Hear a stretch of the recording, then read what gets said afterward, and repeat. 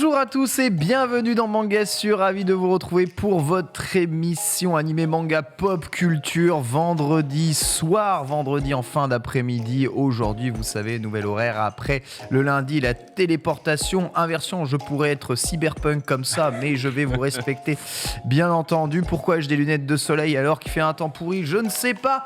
Ça n'est pas la question, c'est peut-être pour être K-pop, moi aussi, car ça va être un des thèmes du jour. Autour de la table, les chroniqueurs à l'heure et les chroniqueurs en retard, 50-50, balle au centre. À commencer par Otaksu. Bonjour Otaksu. Et coucou. Bah écoute, oui, même si je vais pas me moquer de mes camarades parce que j'ai failli être en retard aussi, mais j'ai fait les 30 minutes de Powerwalk entre Pereire et Levallois. Je suis là, je suis un peu tacheté, du coup je suis navré, mais c'était pour pouvoir ramener un fort bel ouvrage, n'est-ce pas, qui pèse son petit kilo, et on va justement en parler avec son autrice. Tout à fait, K-pop culture. Ophélie Surcouf sera notre invitée en début d'émission. Elle vient de nous parler de son nouveau livre et bien de sa conception, aussi de son thème. Nanix, on ne se quitte plus aujourd'hui, est toujours avec nous. Bien sûr. Toujours avec Uchiha Itachi sur le t-shirt, comme voilà. Tous les randoms des Naruto fans et leur Sharingan un peu pété. Mais on est là. Tu vas bien ? Ouais, ça va. Bah écoute, moi j'ai ramené ce bouquin pour ma petite reco du jour. Ce petit MOOC, ce petit recueil qui en gros résume 60 ans d'aventure, parce que 60 ans de Spider-Man, il faut l'oublier, cette année, et bouquin plutôt cool. D'ailleurs, on aura Kevin Feige en interview pour nous en parler, pas du tout. C'est faux.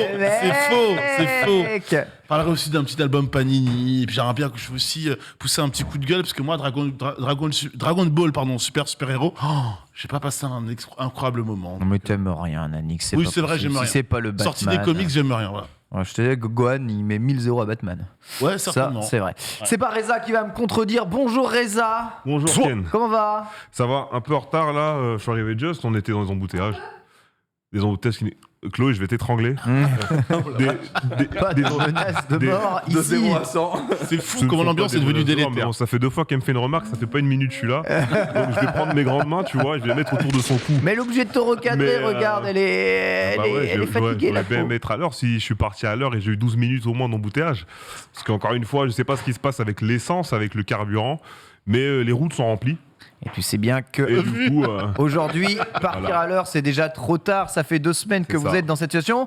Quoi qu'il arrive, de toute façon, tout va bien. Okay. Oui, ça va. Tu vas nous parler de quoi aujourd'hui? On va parler en recommandation. Vu que Nanix est là, j'en profite pour aussi bifurquer un petit peu vers le comics de l'animation.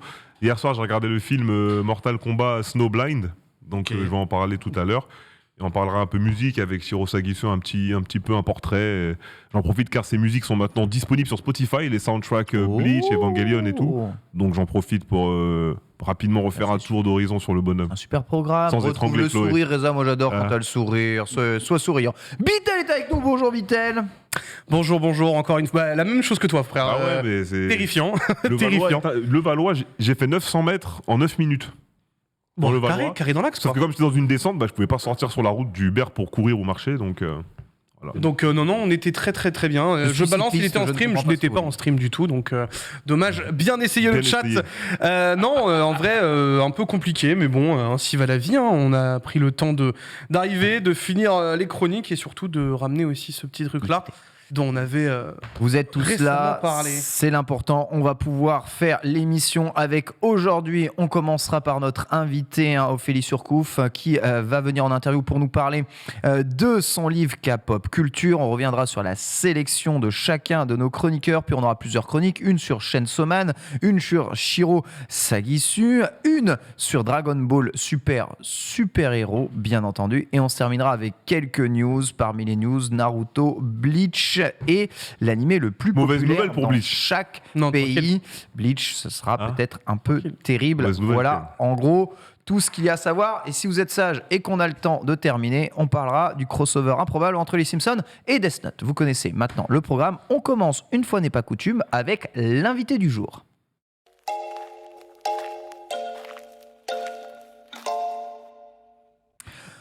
Alors au Taxou, aujourd'hui, nous avons la chance d'avoir en duplex Ophélie Surcouf, autrice de K-pop culture que tu tiens justement ici et consultante sur la culture coréenne. Bonjour Ophélie, comment vas-tu ? Hello Ophélie. Bonjour. Bonjour. Hello. Salut. Petit décalage, mais toi bien. Coucou Bonjour, Ophélie, bonjour. encore une fois, merci d'avoir accepté notre petite invitation. Donc je tiens là ton dernier ouvrage, K-pop culture, toutes les clés pour mieux comprendre la Corée. Dernier ouvrage que j'ai dévoré. Je vais te le donner effectivement. Beau pavé, pour l'afficher. Un bon gros pavé des familles. Avant même de parler de K-pop culture, je veux faire un petit tour d'horizon sur toi, parce que t'en es pas à ton premier livre sur le sujet. On note Pourquoi la Corée chez l'Atelier des Cahiers, Squid Game, les règles du jeu chez Hors Collection, donc ton éditeur sur K-pop culture désormais toujours. K-pop culture qui vient d'ailleurs de sortir, c'est le 20 octobre, 24,90 chez tous les bons crémiers. Alors évidemment, si on voit ce petit portrait, on voit trois livres sur la Corée. Ça te vient d'où cette passion du pays du matin calme ? Ah, le matin calme, c'est vrai. Écoutez, on est dans la bonne émission parce que ça me vient des mangas. Ah, évidemment. Ouais, non, en fait, je pense que c'est le cas pour beaucoup de gens qui ont commencé les séries coréennes moi j'avais 12-13 ans, donc on était entre 2007 et 2009, quoi. À l'époque, c'était très très compliqué de tomber sur les séries coréennes autrement qu'en fait par les mangas. Donc soit on regardait un manga et on cherchait un animé, mais on le trouvait pas, mais on trouvait un live action, du coup, soit japonais, soit coréen. Puis une chose en entraînant une autre, on tombe sur une série coréenne et bam. C'est comme dans Alice au Pays des Merveilles, on tombe dans le trou du lapin. Ouais, j'avoue. C'est hyper bon ça. Suit le lapin blanc et nous voilà. Quand même un bel ouvrage. Un très très bel ouvrage. En plus, c'est full couleur et tout. C'est très coloré, ça fait du bien. J'aime beaucoup la tête qu'il a. Bah justement, qui t'a parlé de l'ouvrage ? C'était super important pour nous. Voilà, justement, c'est un peu une question qui m'est venue quand j'ai eu l'ouvrage directement, c'est qu'à la base, je me suis dit, tiens, c'est marrant, ça a un aspect de coffee table book, comme on les appelle, ces livres qui sont très travaillés graphiquement. Il y a aussi un excellent papier sur cet ouvrage, je pense que tu peux l'attester, Ken, clairement, super maquette. Mais quand tu le lis, il y a quand même un savoir assez encyclopédique sur la culture coréenne. Il faut voir que ça brasse large. Séries, films, mode, jeux vidéo, cosmétiques, il y a un petit peu tout qui passe. On a même le droit à des recettes dans la partie nourriture. C'est une bible, c'est hallucinant. Exactement, une bible et un moyen de creuser un petit peu la curiosité. Du coup, pour toi, ça a été quoi la motivation principale de faire justement un portrait aussi vaste quelque part, mais quand même très bien creusé, de la pop culture coréenne ? Justement, en fait, c'était l'idée de faire un portrait vaste parce que souvent, quand on parle de culture coréenne, on va parler de K-pop, on va parler de K-drama, on va parler de K-food et de cinéma, mais on va pas parler de l'ensemble, en fait, parce que c'est vraiment super important de comprendre avec la culture coréenne, c'est que tous les éléments de la culture s'augmentent les uns les autres, en fait. Ils s'aident à être de plus en plus populaires. Et je voulais vraiment faire un livre qui rende ça de manière très claire, c'est-à-dire que sans les K-dramas, sans la K-pop, la K-food n'en serait pas là où elle est aujourd'hui. Sans le jeu vidéo aussi, il y aurait plein de choses qui seraient pas là. Je sais pas, par exemple, même dans les dramas, des fois il y a des références aux jeux vidéo et inversement dans les jeux. C'est marrant des fois quand on voit des compétitions d'e-sport, dans les présentations des joueurs, il y a des références à des séries en cours. Ou alors, il y a vraiment tout le temps ce fil entre tous les éléments de la culture coréenne, parce qu'en fait, la Corée essaie vraiment de s'ériger en tant que marque avec sa culture.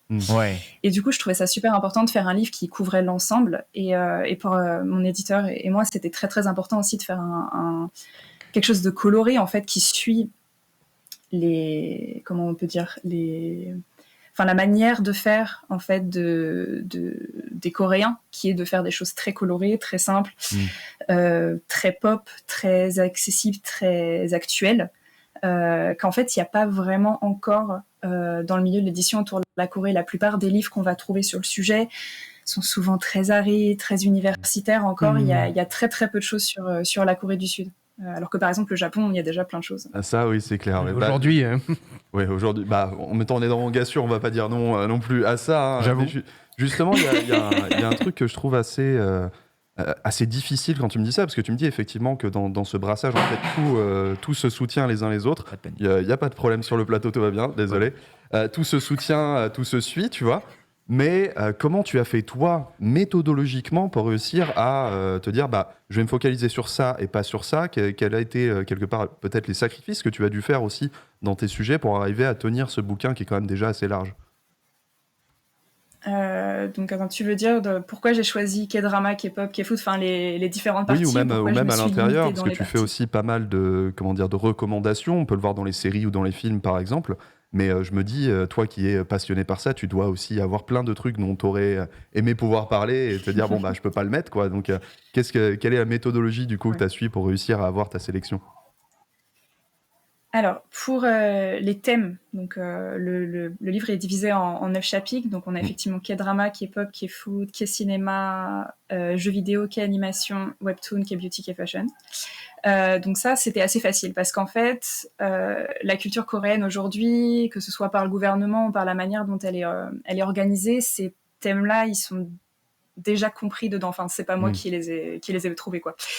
Par contre, effectivement, dans chaque partie, là, par contre, c'était assez compliqué, notamment les dramas où c'est vraiment ma spécialité. Enfin, du coup, j'ai écrit un livre sur Squid Game, donc j'ai fait un bouquin entier sur une série. C'est vrai que c'était très très dur de choisir. Pareil pour la K-pop, parce que en fait, pour le coup, il y a tellement de contenu sur la K-pop que c'est plus facile aussi de faire quelque chose d'énorme. Alors là, choisir les groupes, j'ai dû demander un peu d'aide à des gens pour arriver à vraiment faire le choix. Donc, je me suis toujours entourée de gens qui m'aidaient à me dire, bon, ok, ça pour moi c'est important, mais qu'est-ce qui est vraiment historiquement important pour ce domaine?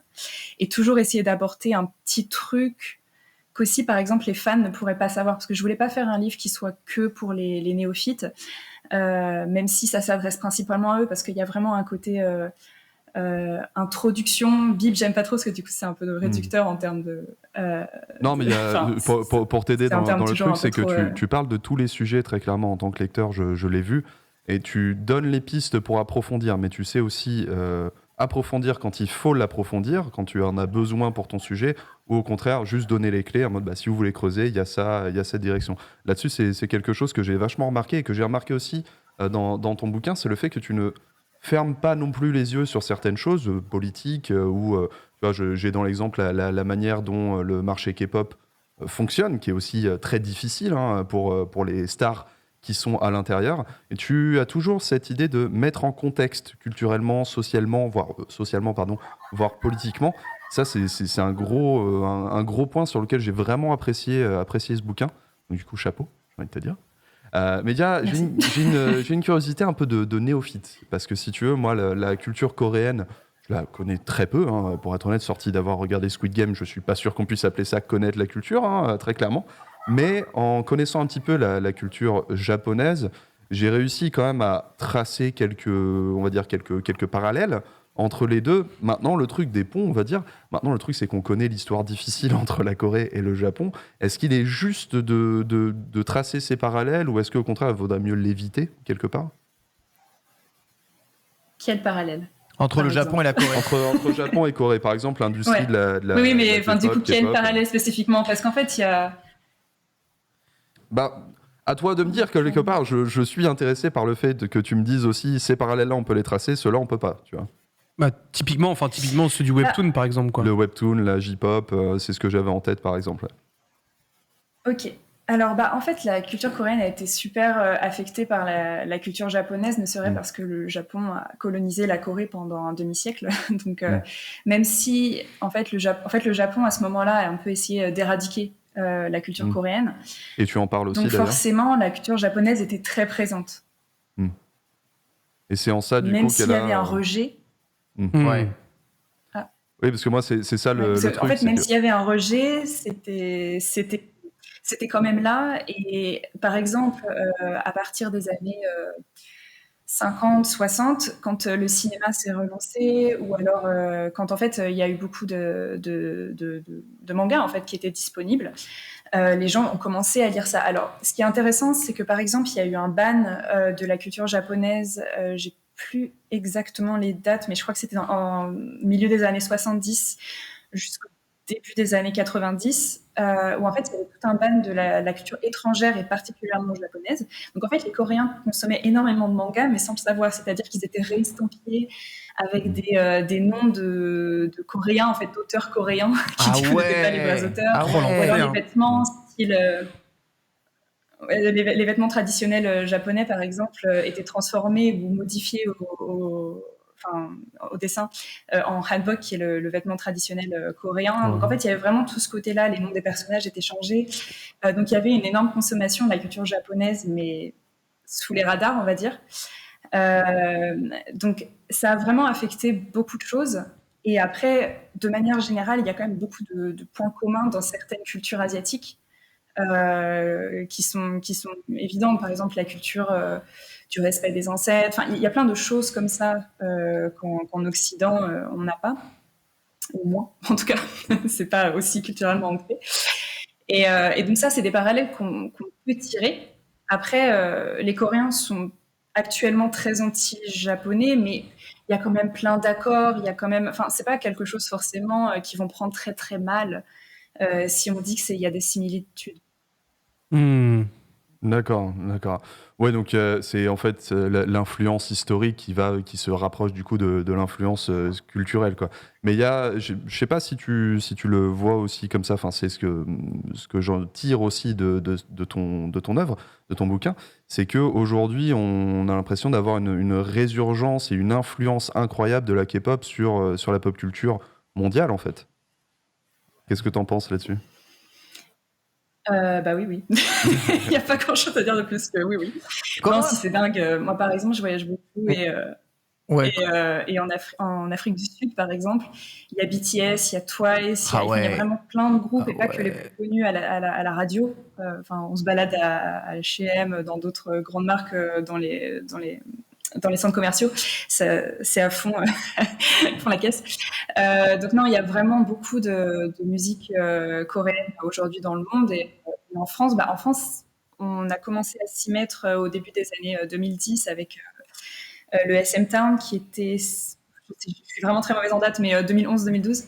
Ça a vraiment pris à ce moment-là ici. Et là, depuis 2-3 ans, ça explose parce qu'en fait, pendant le Covid...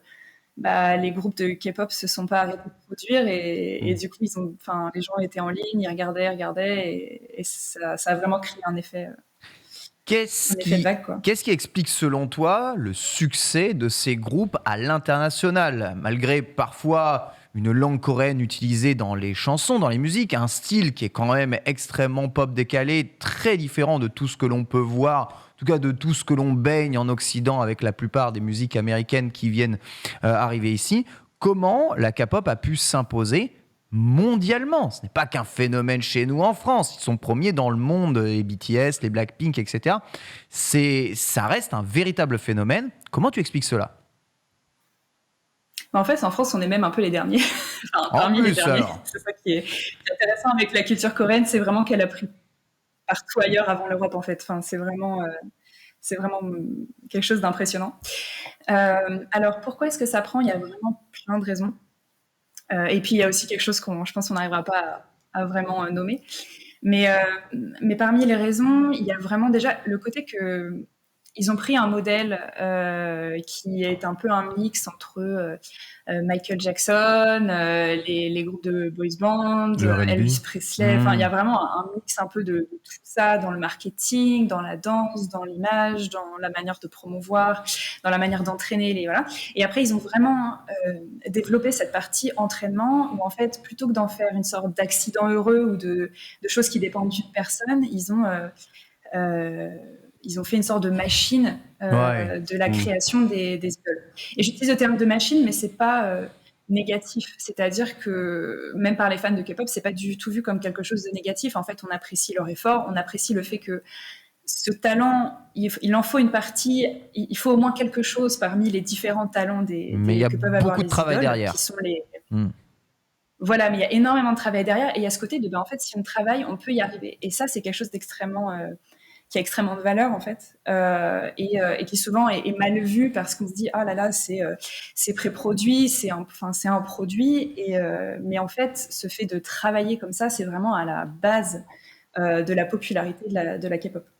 D'accord. Bah, justement, on parlait un peu culture coréenne et quelque part, on parlait aussi de culture française. Il y a une phrase qui m'a pas mal marqué dans ton introduction, je vais la citer telle quelle, c'est que la culture coréenne est presque à l'opposé de la culture française. Toi qui es française, qui voyage énormément en Corée, voire même il me semble que tu y es actuellement, qu'est-ce qui te marque le plus dans cette opposition justement ? Il y a vraiment plein de choses. La première, c'est vraiment la langue. Je pense que ça reflète aussi beaucoup une manière de penser. C'est que, par exemple, quand on lit une phrase coréenne, il faut commencer par la fin. Le verbe est à la fin. Et ensuite, vraiment, pour la lire, c'est à l'inverse, quoi. C'est pour tout comprendre. C'est très compliqué, d'ailleurs, d'apprendre le coréen quand on est français, et pour les Coréens d'apprendre le français, parce qu'en fait, même dans la structure de la langue, la logique est complètement inversée. Donc ça, c'est quelque chose qui, je pense, reflète aussi beaucoup la manière de penser, qui va être très gardée, très polie. En France, on dit ce qu'on pense, on y va et on se préoccupe des soucis après, alors qu'en Corée, il y a vraiment ce côté de on réfléchit à la phrase vraiment doucement pour pas dire des choses qui pourraient blesser l'autre personne, qui pourraient choquer. Enfin, on sait vraiment ce qu'on va dire, quoi. Donc il y a ces choses-là. Il y a par exemple, en fait, il y a tellement de choses et c'est tellement de choses sur lesquelles il est un peu difficile de mettre le doigt. Par contre, pour du coup répondre à l'opposé de la question, quelque chose qui va être extrêmement pareil, c'est la nourriture. En France, on passe toujours 1 heure avant le repas à discuter de qu'est-ce qu'on va manger, c'est super important et tout. Pour les Coréens aussi, ils passent énormément de temps à choisir ce qu'ils vont manger, à parler de bouffe tout le temps, à manger en permanence. D'ailleurs, ils sont extrêmement orientés gastronomie, quoi. Donc ça, c'est quelque chose de similaire par contre. J'imagine du coup que tu t'es senti à la maison quand tu es arrivé en Corée et que tu dis bon, qu'est-ce qu'on va manger ce soir ? Je suis entouré de gens qui ne pensent qu'à ça également, c'est parfait, c'est beau. Mais justement, tu me disais avant cette interview que tu avais un peu 200 carrières en même temps en ce moment. Alors sur quoi tu travailles désormais maintenant que K-pop Culture est sorti et quels sont tes futurs projets ? Alors je sais pas trop si je peux parler des futurs projets. En fait, j'ai pas demandé, donc je vais peut-être pas trop en parler. Mais j'ai 2-3 projets sur la Corée en stock. C'est des trucs un peu plus petits, c'est pas tout à fait ça, mais toujours des projets de livres. Oui, non. Oui, non. Très bien. Ok. Suspense. Donc ça, j'avoue, je sais pas trop si je peux en parler. Mais par contre, sur ce que je fais en ce moment, et ben alors déjà, un de mes rôles principaux au niveau de la Corée, c'est d'écrire pour le magazine K-Society, auquel je participe depuis sa création avec une amie il y a 3 ans et demi maintenant. J'en reviens pas qu'on ait tenu si longtemps parce qu'en fait, comme le magazine est en train de complètement plonger, c'est assez dingue qu'en fait, nous, on est en douce augmentation. Ouais. Je pense que ça montre vraiment que le journalisme de niche, en fait, les sujets de niche, c'est vraiment quelque chose qui trouve des communautés. Et puis, il n'y a pas grand-chose, en fait, sur la Corée. Et les médias, surtout, ne parlent pas tellement de la Corée en profondeur. Donc c'est vrai que nous on est sur vraiment un créneau qui est pas du tout pris parce qu'on parle de la Corée à travers les séries coréennes parce qu'il y a quelques magazines sur la K-pop mais du coup il y a beaucoup moins sur les séries coréennes et la culture coréenne en profondeur ou en tout cas sur l'industrie de la production des séries coréennes en profondeur, ça il y a pas trop. Donc je fais ça, j'écris, je suis aussi journaliste tech, donc ça n'a rien à voir. Voilà, donc je fais pas mal de choses, toujours un peu à droite à gauche avec 10 000 projets. Ça change en général d'une semaine à l'autre ce que je vais raconter de ce que je fais. On s'ennuie jamais. En tout cas, on va continuer de te suivre très clairement. Merci beaucoup Ophélie d'avoir accepté notre invitation, c'était un pur plaisir. Je vous rappelle pour le coup, K-pop Culture, toutes les clés pour mieux comprendre la Corée, c'est sorti le 20 octobre aux éditions hors collection, c'est à 24,90.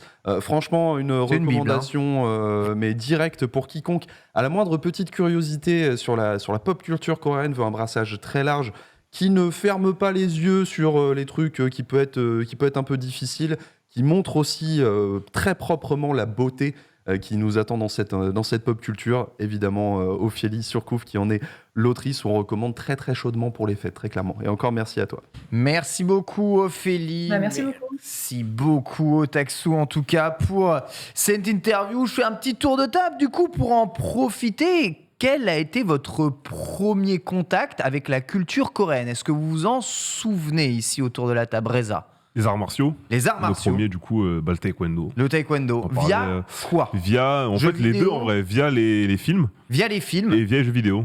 et via Du coup, des le vidéos. film Drunken Master 2 de Jackie Chan, où à la Ah fin, il oui. affronte le mec qui fait taekwondo. Mais avec la chorégraphie hyper stylée. Mais oui. Ensuite, Tekken 3, puisque j'avais joué à Fatal Fury. Mais, il y avait Kim dans Fatal Fury sur SNES. Oui. Bah, du coup, ouais, donc Fatal Fury et Tekken 3 ensuite. Tekken donc en vrai, 3. arts martiaux, jeux vidéo et films. C'est. Et après, il y a eu Coupe du Monde 2002, comme on le disait, qui avait Ouais. eu lieu là-bas, si je dis pas de bêtises. Oui. Ouais. Et après, pour le côté musical, c'était avec Psy, Gangnam Style.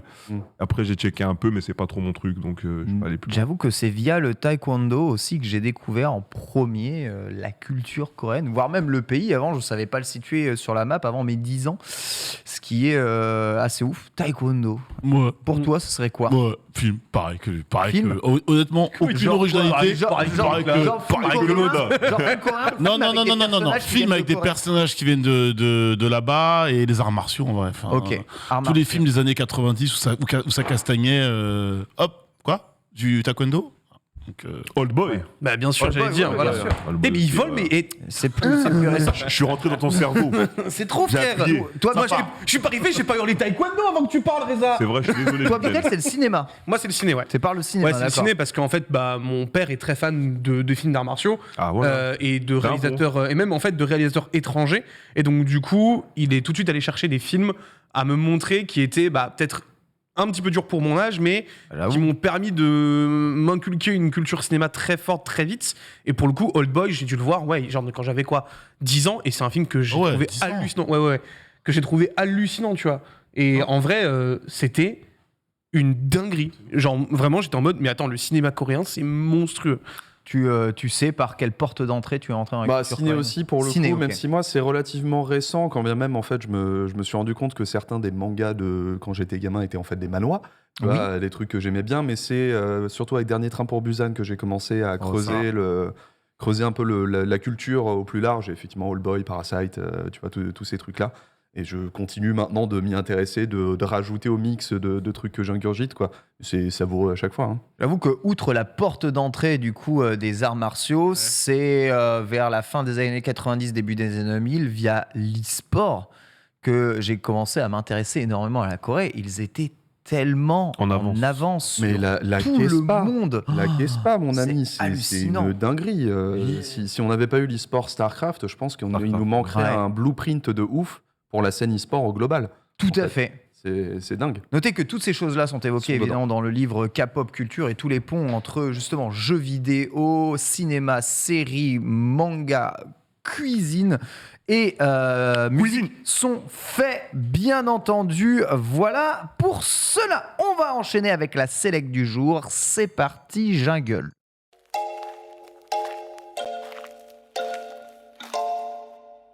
Belles images. Des nouvelles images, toutes les semaines des nouvelles images, sélection, et je vais continuer l'ordre du runner, ce qui va permettre au Taxou de parler une deuxième fois aujourd'hui de Young Lady oui. Don't Play Fighting Games. Young ladies don't play fighting C'est games. faux. Tout à fait. Alors, C'est c'est faux. complètement faux, évidemment. Le truc, c'est que j'ai un peu cheaté, encore une fois, parce que c'est ce que je préfère faire.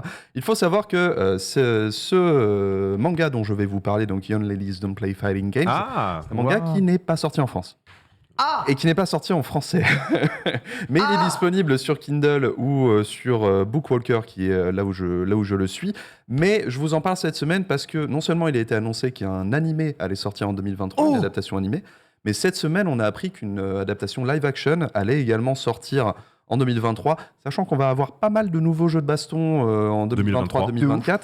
Je pense que c'est à raison, et si vous voulez faire le hipster comme moi, du coup, vous pouvez le lire en anglais. Pour être honnête, c'est un niveau d'anglais qui est extrêmement simple à lire, donc vraiment, allez-y. Pourquoi lire Young Ladies Ouais, Don't Play ça raconte Fighting quoi Games ? Voilà, alors le truc, c'est que c'est pas la première fois qu'on a un manga qui parle de jeux de baston, hein, ça c'est sûr. En France, on a Versus Fighting Story, hein, quand même, par SNK. Enfin, ou Izu, ça dépend de quel milieu on parle. On a Escort Girl, on a La vie de Daigo Umehara qui a été adapté en manga. Sauf que là, on a, avec ce manga de Eri Ejima, un manga Yuri. En fait, ce n'est pas un shonen comme on peut le voir habituellement. Ça nous change un peu du contexte de base, un peu, on va dire, neketsu, qu'on peut retrouver très, très facilement dans ce genre d'œuvre e-sport. Là, on est en compagnie d'une petite dame. Je vais vous faire un petit synopsis assez rapidement. C'est le manga qui met en scène le personnage d'Aya, qui est une jeune femme qui vient à peine d'arriver dans la prestigieuse académie Kuromi. C'est une sorte de pensionnat de la haute, exclusivement réservé aux femmes, avec des règles de conduite très strictes, où elles ne peuvent, par exemple, pas jouer aux jeux vidéo. Sauf que voilà, elle fait la rencontre d'une certaine Shira Yuri, que beaucoup elle repère les marques sur les mains. Exactement, et que beaucoup considèrent être la fille parfaite. Elle est censée être discrète, sublime, etc. Mais voilà, un soir, elle entend du bruit, genre ça pianote comme pas permis, et elle se retrouve face à Aya en face de son ordinateur, en train de pawn du noob, en hurlant genre « Mais vous êtes tous free, vous êtes dégueulasses !» Tu vois, genre... En fait, la meuf qui est censée être parfaite est compétitive au possible et vraiment une teigne pas permise. Et c'est ce qu'on va suivre en fait ici. Ça va moins être un contexte un peu, tu vois, un peu viriliste, on va dire, de genre je trouve mon rival, je le défonce, etc. Il y a cette rivalité, mais il y a de l'amour et de la camaraderie qui se posent comme ça. Et on va du coup suivre un peu comment ces deux jeunes demoiselles déjà vont construire leur relation, parce que c'est quand même assez Yuri sans être Yuri, héros Yuri, juste relation amicale ou peut-être un peu bromance quelque part entre femmes. Et il y a aussi un petit groupe quelque part de rebelles dans cette académie qui se crée progressivement et qui s'entraînent les uns les autres. Le manga est basé plus ou moins sur Street Fighter V. Donc du coup, il y a aussi un peu tout cet aspect apprendre à jouer dedans. Quand on sait déjà jouer, du coup, on peut juste sauter les cases didacticielles et quand même suivre l'histoire. Là, on arrive au 3e tome qui est sorti fin septembre, où on a un arc de tournoi, ça y est. On a quelques petits clins d'œil aussi à des vrais joueurs, à des vraies compétitions. On a par exemple un certain Gekido, qui fait une murder face. Sauf que ce Gekido est juste un Yakuza fini, enfin tu vois, ça n'a aucun rapport. Mais il y a des gros clins d'œil comme ça. Et en fait, Eli Ejima, qui est la mangaka derrière ça, si elle a décidé de faire ce manga, c'est parce qu'en fait, elle a passé pendant une période infinie à regarder 8 heures de stream de jeux de baston, tu vois, et être là, mais en fait, c'est fascinant, tu vois, genre, elle s'est vraiment plongée dedans. Je trouve que ce Young Ladies Don't Play Fighting Games, ça offre une certaine fraîcheur qu'on n'a pas l'habitude de voir sur un manga baston ou e-sport, tu vois, un point de vue vraiment féminin, un point de vue doux, vraiment une sensible. Autrice et des personnages féminins. Mangaka et oui, une autrice et des personnages féminins. C'est sa 3e œuvre. Ça devient petit à petit en fait son manga le plus connu. On attend l'adaptation évidemment. Je suis très curieux de voir le live action aussi parce que ça peut très bien marcher en live action pour le coup, ce genre de choses.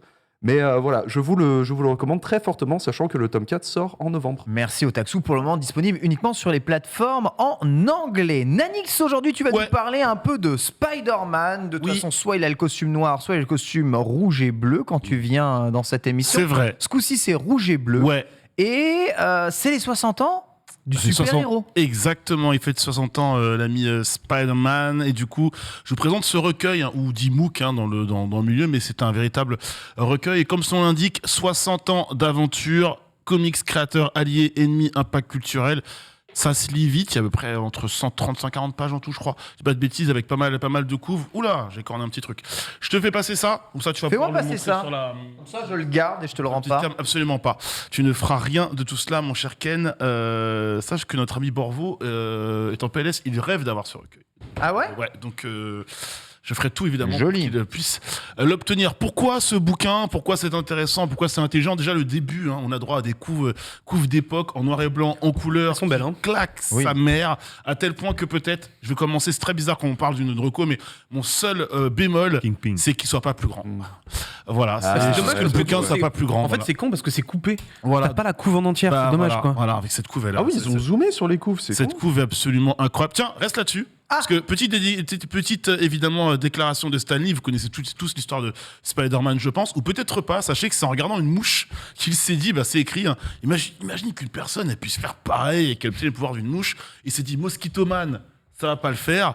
Peut-être qu'avec une araignée, c'est mieux. Et en fait, on est sur du gros brainstorming, généralement. Alors, cette anecdote-là, elle a l'air pétée, mais en fait, ce qui est bien, c'est que dans le bouquin, on apprend énormément de choses. Il faut savoir que, mine de rien, alors évidemment, c'est un bouquin La gloire de Spider-Man, donc on peut se dire, ils en vaut peut-être un petit peu trop, mais il faut savoir que Spider-Man, aujourd'hui, c'est l'un des comics, si ce n'est pas le personnage de comics chez Marvel, qui a le mieux vendu et qui est le plus populaire à travers le monde. C'est le perso. Le bouquin s'inscrit autour de plusieurs meilleures années, années 70, 80, 90, années 2010 90, et pour le futur derrière. Et en vrai, les années 2000, ce qui est vachement cool, c'est surtout de voir que en fait, Spider-Man, c'est la culture américaine dans tous ses états et comment ça a suivi aussi l'évolution de la société globale et mondiale pendant des années. C'est juste formidable. Peut-être que des gens l'ont oublié. J'ai appris énormément de choses que je ne connaissais pas sur le personnage. À savoir une BD, un épisode dédié à la drogue, notamment, où Spider-Man va empêcher une personne de prendre de la drogue, etc.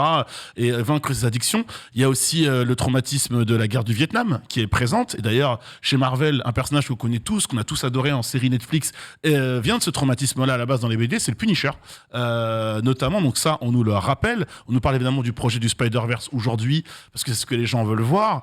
Pourquoi il y a eu la saga des clones? Parce qu'à un moment donné, Peter Parker, il est papa.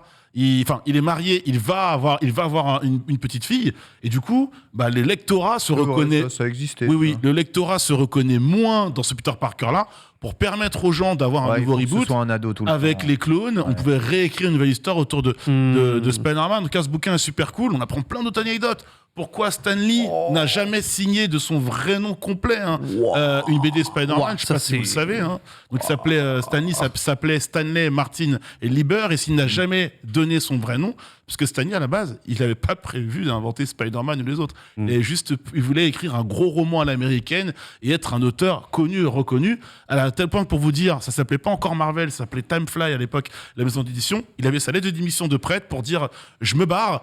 Être rédacteur en chef là-bas, c'est cool, mais je vise mieux.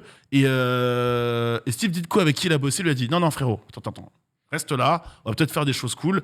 Pas de démission. » Stan Lee, derrière, invente pas mal de super-héros, notamment les 4 Fantastiques, mais surtout Spider-Man, avec le succès, évidemment, qu'on lui connaît. Donc j'ai appris, en vrai, ce qui est cool avec un bouquin comme ça, c'est que tu as beau connaître un personnage, allez, je vais pas te dire sur le bout des doigts, parce que au bout d'un moment, tu as lu les comics, tu as oublié des choses, tu les revends en série, tu les revends en film, mais globalement, la timeline, les différentes réécritures, les différents scénaristes et dessinateurs, globalement, on les connaît tous, en tout cas ceux qu'il faut connaître, on les connaît, mais j'ai appris un tas de choses absolument incroyables. Pourquoi les méchants de Spider-Man ont des noms d'animaux pour la plupart?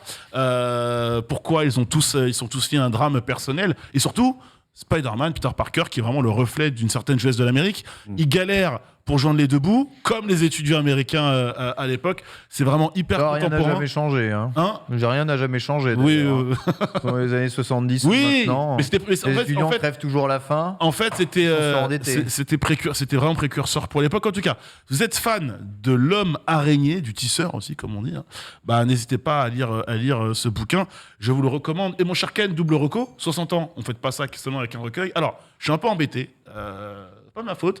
Pas de la faute de. D'ailleurs, j'ai oublié de préciser chez Panini qu'on trouve comics, le recueil pour Spider-Man. Pas la faute de Panini, c'est de la faute de la Poste. Ça arrive.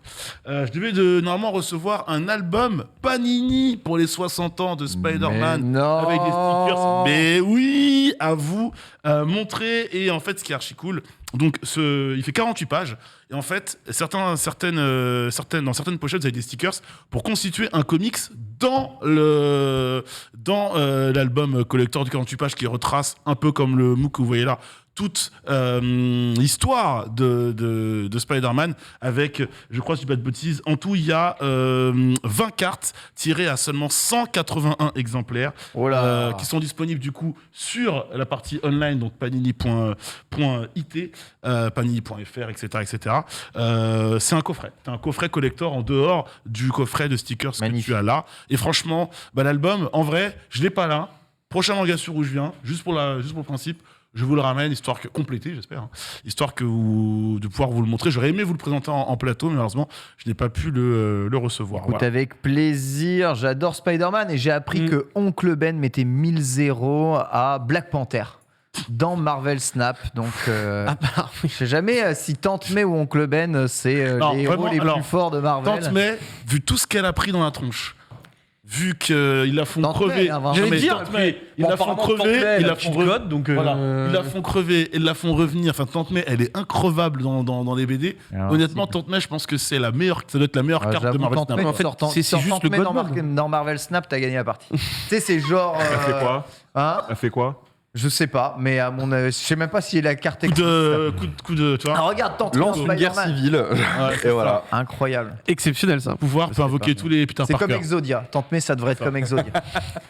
Tente-mais le maudit. Voilà pour Marocco. T'as 5 stickers pour l'invoquer. Merci beaucoup, C'est Alix. Bitel. On va parler d'un manga un peu mort en poule, mais qui sort Mais qui était quand même vachement bien. Qui était vachement bien, c'est vrai. Quand même. Time Paradox, ouais, Ghostwriter. Time Paradox Ghostwriter sorti chez Crunchyroll parce que oui, ça y est, le Switch commence. J'arriverai je jamais lance à carrément. le dire. Le Il a Switch dit commence Crunchyroll, il à. l'a jeté.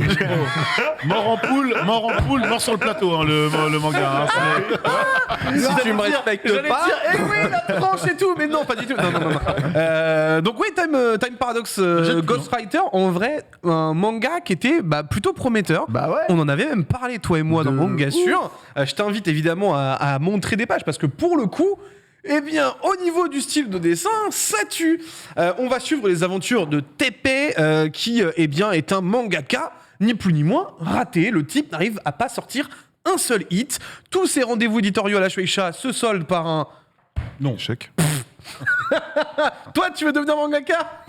Allez, va faire autre chose là. Et en fait, eh bien, un jour, il va rentrer chez lui totalement démoralisé. Et à un moment, un gigantesque éclair va tomber sur son micro-ondes. Shazam. On n'est pas très loin. Ouais. J'avais Elsa et Kanguru en tête, mais c'est encore autre chose. À ce moment-là, il va se réveiller suite à cette explosion chez lui, mais va se faire réveiller par eh bien, le ding du micro-ondes. Et là, il va se dire, qu'est-ce que c'est conneries? Et là, il ouvre la porte, et à l'intérieur, un jump de 10 ans en avant, avec, en couverture, dit la série de génie qui va détruire tous les mangas. Et bien évidemment, lui il se dit mais attends, personne n'a jamais lu cette histoire sauf moi. Et ben du coup, il va décider de la prendre et de changer son destin de manga karaté en devenant quelqu'un qui invente cette histoire 10 ans avant la véritable personne, ce qui va évidemment foutre un joyeux bordel. Tu te doutes bien que à un moment, quelqu'un va se rendre compte. Et oui, la dite personne qui a eu l'idée se dit mais attends, qu'est-ce que c'est que ces conneries? Comment ça? Pourquoi le mec qui vole toutes mes idées? C'est absolument un truc de fou. Et franchement, le tome 1 partait super bien, le tome 2 était à chier, et c'est ultra dommage. Je veux en parler quand même parce que c'est typiquement l'exemple d'un manga qui part super bien et qui, à travers des choix éditoriaux, se plante complètement. Donc, choix éditoriaux, je sais pas. Hein. Alors si, ça a été prouvé. Ah ouais. Ça a été même remis en cause parce que du coup, il y a eu pas mal de déboires vis-à-vis de son éditeur, enfin vis-à-vis de l'éditeur du duo. Okay. Et donc du coup, apparemment, l'éditeur voulait que ça aille beaucoup plus vite que prévu. Du coup, le tantôt a été un petit peu remis en question, même s'il est encore à la Shueisha à l'heure d'aujourd'hui. Mais voilà, il y a eu deux, trois trucs un petit peu compliqués là-dessus. Mais franchement, hormis le style graphique qui est absolument exceptionnel, franchement, l'idée était plutôt bonne et nous donnait à penser que ça allait être une série qui pouvait vraiment survivre longtemps dans le Jump, avec effectivement un peu cette vibe à la Bakuman qu'on apprécie tant. En parlant de manga qui arrive 10 ans en retard, excellent chapitre de Hunter x Hunter là pour le retour du manga. J'attends un peu, moi. Pas lu. Je patiente. Vous savez à quel point je suis critique. Ouais. Mais là, je dis respect, franchement. Est-ce que tu penses qu'il y aura plusieurs tomes? Hein? Oui, c'est déjà dit. Hein. Togashi l'a dit. Il est déjà en train de retravailler sur 10 volumes, enfin sur 10 chapitres. Et le truc, c'est que du coup, là, ça va être plus à la Shueisha en fait de trancher. Est-ce qu'ils gardent le même système? Donc, tant qu'il n'y a pas un nouveau volume, on garde le dernier donc Tankobon sorti pour pouvoir avoir du grain à moudre dès qu'il y a des actus dessus. Ça va être un petit peu bizarre. C'est un petit peu bizarre ce qui va se passer. Pourquoi ils l'ont signé et édité? Parce qu'en fait, il n'y aura que 2 volumes et puis ça sera fini. En vrai, tu sais, j'ai envie de te dire... ça a quand même eu un petit succès en France à la sortie des chapitres. Ouais, c'est super bien dessiné. Ça peut faire partie des œuvres qui vont peut-être donner d'autres œuvres de ces auteurs-là. L'idée était bonne, cette histoire de demain à la une du manga. Et puis même en vrai, moi je trouvais au-delà du fait que Le dessin était cool, moi je trouvais vraiment l'idée intéressante, tu vois. Et puis, Mais moi de même. En fait, ce côté où tu reprenais quelqu'un dans la Shueisha qui essayait de s'imposer sur notre Shonen Jump, c'était intéressant, on l'avait pas vu depuis longtemps. T'avais Hitman, mais Hitman qui était du côté du Weekly Magazine, donc c'est un peu différent, pas la même rédaction. Là, tu retrouves la Shueisha d'aujourd'hui, en fait, tu vois, avec les problématiques qu'il y a au niveau du papier, au niveau du numérique. T'avais vraiment des trucs qui pouvaient être intéressants et être explorés à travers celle-ci. Et c'est vrai que c'est dommage que pour moi, elle aille pas plus loin.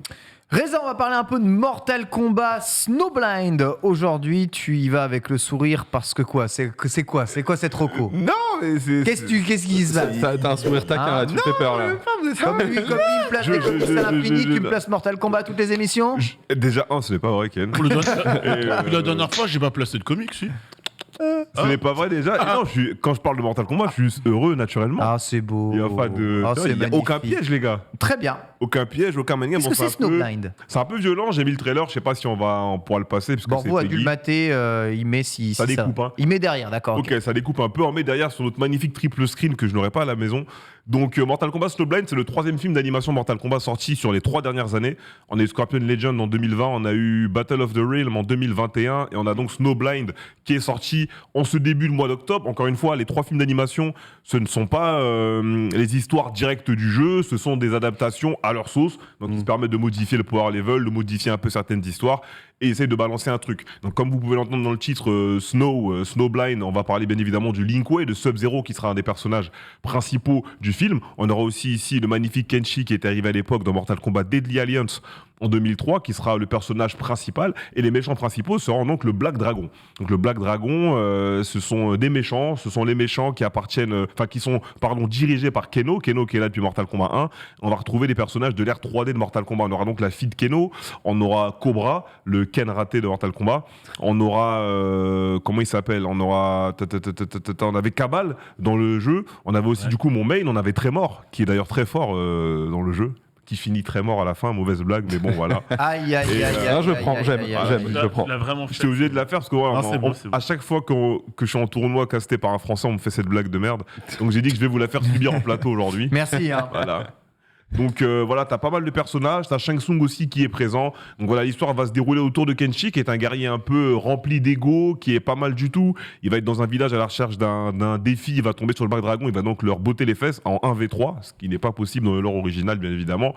Ils vont donc aller chercher Keno et tout ce qui va avec, il va perdre ses yeux ensuite, suite à une certaine magouille. Donc on nous raconte un peu son histoire, comment il perd ses yeux dans cette version de Mortal Kombat, et pourquoi Sub-Zero du coup ne se bat plus, parce qu'il avait fait une bêtise à l'époque. Et donc tout va être là, tu auras Sub-Zero qui va le prendre en tant qu'apprenti, qui va l'entraîner, et à la fin Sub-Zero va aussi du coup devoir finalement remettre les gants et combattre, et on va avoir bien évidemment le meilleur personnage du lore de Mortal Kombat apparaître dans les 20 dernières minutes pour nous faire un magnifique bain de sang avec les persos principaux. Donc c'était assez cool. Sur une note sur 20, je sais pas, je lui donnerais un petit 14-15, tu vois. C'est pas extraordinaire, mais ça se regarde, c'est un bon petit divertissement. Ça vaut quoi l'animation là L'animation, elle est ok, elle est pas ouf, mais elle est pas mauvaise, tu vois. Donc pareil, c'est pour ça que je lui mets aussi cette note. Ouais, okay. C'est moins bien qu'un Scorpion Legend, définitivement. C'est un peu la même chose que Battle of the Realm. Bon, ça coûte pas grand chose, donc voilà, moi je le recommande. S'il y en a qui ont du temps, qui veulent suivre un peu des films d'animation DC, DC Warner Bros, pardon. Il n'y a pas que du DC, il y a aussi du Mortal Kombat, donc c'était cool. Let's go, merci beaucoup. On peut acheter ça où ? En Blu-ray, sur Amazon, tout ça. Amazon, nickel, ou sur les plateformes de téléchargement impeccable. Quant à moi, j'ai parcouru le premier tome de Shojin X, le nouveau manga de Sui Ishida, l'auteur de Tokyo Ghoul. Alors, je tiens à vous prévenir, je n'ai jamais lu Tokyo Ghoul de ma vie. C'est un manga qui ne m'a pas intéressé du tout. Mais par contre, je suis allé quand même fouiller Shojin X, déjà parce que je trouve le trait de ses couvertures absolument somptueuses. Là, vous avez les couvertures, les 2 premières couvertures. Regardez dans cette magnifique planche. C'est joli. C'est sympa en vrai. Hein. C'est vraiment. Glénat, ils ont mis la max là. Hein. Mais aussi parce que je voulais voir un peu comment est-ce que Sui Ishida s'en sortir dans le manga, pas de super-héros, mais dans le manga de personnages avec des pouvoirs. Voilà, parce que c'est aussi aujourd'hui un style. Donc dans ce monde, on est en 1998, dans un monde qui est le nôtre, mais dont l'histoire ne s'est pas passée de la même façon. Des shojin ont commencé à apparaître un peu partout. D'après ce que j'ai compris, ce sont des genres de mutants qui naissent avec des pouvoirs qui les permettent de se transformer la plupart du temps en bêtes ou en éléments, ou en tout cas de maîtriser certains types d'éléments. Et du coup, la société s'est séparée un peu entre les Shojin et les non-Shojin pour essayer de préserver un peu un équilibre. Donc on a des cités qui se sont créées un peu à droite, à gauche. On va suivre l'histoire de Tokyo et Azuma, qui sont 2 élèves de lycée avec un gros sens de la justice. Ils passent leur temps à aller sauver un peu les âmes en détresse après leur lycée. Et ils vont être confrontés à un groupe de malfrats qui semblent avoir trouvé le moyen de devenir eux-mêmes des Shojin via une seringue un peu étrange.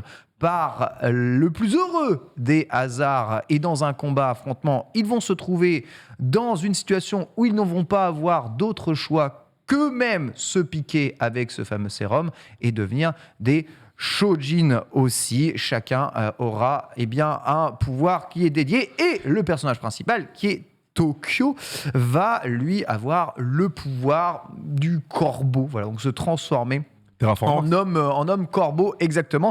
Pouvoir qu'il ne maîtrisera pas dans tout le chapitre. Je vais vous montrer quelques images quand même, histoire de vous montrer que ça tranche quand même dans le vif. C'est un peu sanglant comme histoire. Il est vraiment important de lire l'ensemble de ce tome 1, parce que le tome 1, c'est 2 premiers chapitres très longs qui raconte 2 trucs sur 2 personnages très différents, puisqu'on a un autre personnage féminin qui, elle, va croiser le destin du personnage principal.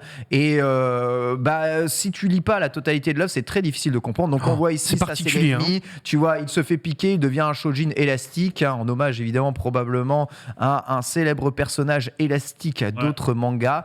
Il a l'air, cela dit, il a l'air moins Joy, le boy, quand même, mais il est quand même complètement là. Et le dessin, c'est celui Ishida, est 100% présent quand même ici. Montre quelques planches justement que j'avais retenues de l'œuvre, qui sont vraiment magnifiques. Globalement, on accroche assez bien, c'est dynamique, c'est bien écrit, c'est très fluide dans le dessin, mais après ce tome 1, on reste vraiment sur notre faim, parce qu'on ne sait pas trop où ça va aller. Un Tokyo qui a ses pouvoirs n'arrive pas à se détransformer de son mode corbeau. Il est attaqué de toutes parts par des Shojin qui semblent débarquer à droite, à gauche. Ça a l'air d'être compliqué. La relation avec son meilleur pote se dégrade à partir du moment où ces 2 derniers sont passés à l'état de Shojin. Donc beaucoup de questions, beaucoup de choses sont posées dans ce récit, et finalement assez peu de réponses. D'ailleurs, je vous parle des Shojin, mais dans le manga, même si vous lisez les petites indications à la fin, sont quand même assez importantes, tu vois. Genre ici, il y a un monde des nations, il y a une chronologie qui est expliquée sur d'où viennent la naissance des Shojin, qu'est-ce qui s'est passé, quels sont les différents types d'états, etc. Donc, il y a un lore, quoi. En fait, il y a un lore qui est posé un peu dans toutes ces petites cases ici, et je vous conseille de bien les lire, parce que en fait, le volume 1 répond pas du tout aux questions de qu'est-ce que c'est tout ça, d'où ils viennent, c'est quoi ce sérum, pourquoi est-ce que tout le monde se crame, tant mieux en vrai, etc. Tant mieux, ouais. M'a convaincu de le lire, parce que Glenna me l'a envoyé, j'étais curieux. Ça bouge bien, c'est très bon, on sent que le récit est maîtrisé. Quand je vois ça, ça me rappelle surtout Shingeki no Kyojin, finalement, dans ce côté, le lore très développé sur le truc, la séparation entre 2 trucs, etc. Un peu. J'avoue. Puis l'obligation de prendre un pouvoir qu'on ne souhaite pas. Quoi ? Pardon ? J'ai dit quoi ? Non. J'ai quoi ? Il y a des gens qui n'ont pas vu. Outre les histoires, le postulat de base, ça raconte l'histoire d'un avion qui se crache. Juste avant le crash, on voit un énorme écran de fumée. Et sur le crash d'avion, 200 personnes survivent à ce crash d'avion. Les 2 jeunes étudiants qui sont les héros principaux ont choisi de faire partie du groupe d'intervention pour sauver justement les rescapés de ce crash. Mais bon, un avion qui se crache avec 200 survivants, même dit-elle, ils froncent un peu les yeux. So bizarre cette histoire. Et on apprend dans l'histoire peut-être un peu qui a causé le crash, et surtout pourquoi et comment ils ont été sauvés. Finalement, l'affrontement entre 2 Shojin va croiser le destin de nos héros, et l'histoire va partir comme ça. J'ai pas lu le tome 2 et j'ai jamais lu en parution, courant, donc je ne sais pas du tout ça venait. Tout ce que je dis, c'est que la lecture de ce premier tome me donne envie. Ça donne envie, voilà, d'aller lire le tome 2 et d'en apprendre plus, en tout cas, sur ce Shojin X. Voilà, c'est chez Glénat, c'est sorti, et volume 1 disponible. Voilà, en tout cas, pour Il y a moyen que ça devienne un phénomène comme Tokyo Ghoul. D'ailleurs, il me semble que l'apparition n'a jamais cessé. De quoi ? C'est encore là. Ah oui, oui. C'est un manga du Shonen Jump, non, Shojin X ? Non. Il m'avait semblé que c'était disponible dans le Jump, Plus. Il y a moyen que ce soit plus Jump Plus, mais pas dans le Pas Weekly. dans le Shonen Jump. Attends, je regarde dans mon manga. Si, Shojin X, voilà, on est au chapitre 31 actuellement sur Manga Plus. Voilà, vous pouvez voir ici. Juste là, le chapitre 31. Je vais regarder d'où ça vient. On est vraiment dans la suite. Ok, d'accord. Et je viens de me faire spoil. Super. Impeccable. La vie est belle. Et du coup, la suite, elle est intéressante ou pas maintenant que tu l'as, tu vois? Oui, parce qu'on va dire que ça semble être la fin de l'arc scénaristique qui est commencé là. Voilà. Et chapitre 30, ça sent c'est 7 chapitres, un tome, 7, 9 chapitres, un tome. Ça fait le 4e, 5e tome, ça sera probablement la fin de l'arc. Donc c'est cool. Je pense qu'un arc en 7 tomes, aujourd'hui, c'est souvent 7 tomes les arcs. Il vient du weekly Young Jump, donc là où il y a par exemple tout ce qui est Kingdom. Voilà. Top. Impeccable. Voilà en tout cas pour ce Shojin X. Donc vous pouvez à la fois suivre sur Manga Plus et à la fois chez Glénat en parution française. Petit message de notre ambassadrice de Tokyo préférée, Marie C. Palo et du Japon. Mais quoi ? Avec toute sa famille. Mais vous avez pété un plomb. Elle a une chance incroyable. Respecte. Et comme c'est une bonne personne, elle a choisi de nous faire partager une partie de son bonheur avec les spectateurs de Manga Sur. Elle nous a préparé une petite vidéo. On l'écoute tout de suite. Je suis à un endroit assez particulier, j'avais envie de vous montrer le Animate Café du quartier d'Ikebukuro à Tokyo, un café assez particulier puisqu'il a l'habitude d'accueillir des licences à succès et aujourd'hui c'est le café Chainsaw Man qui nous ouvre ses portes.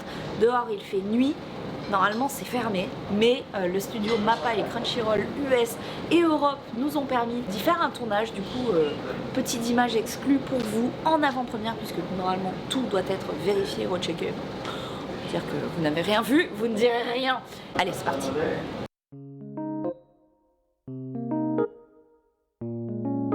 Donc là, on est dans la partie shop où il y a tous les goodies exclusifs Animate Café. Donc par exemple, les Acry Stand où l'on voit les personnages avec une cup de café, comme par exemple ici, Power qui est en train de jeter son gobelet, ou encore Aki qui déguste tranquillement, petite clope au bec, son café, et il y a les classiques petits goods comme la serviette avec Pochita. Forcément, Pochita il est partout à Ikebukuro, dans les salles d'arcade, dans les boutiques, etc. Vraiment trop de succès. Donc voilà, le principe du Animate Café, c'est de vous faire vivre l'expérience autour de votre série préférée. Là, le succès, forcément, il est autour de la série Chainsaw Man. J'espère que ce genre de principe arrivera en France. C'est vrai que les cafés à thème, c'est pas quelque chose qu'on voit chez nous, en tout cas pas à ce niveau-là. Vous allez voir dans quelques instants avec les images que je vais vous montrer que franchement le menu, il se fout pas de vos gueules.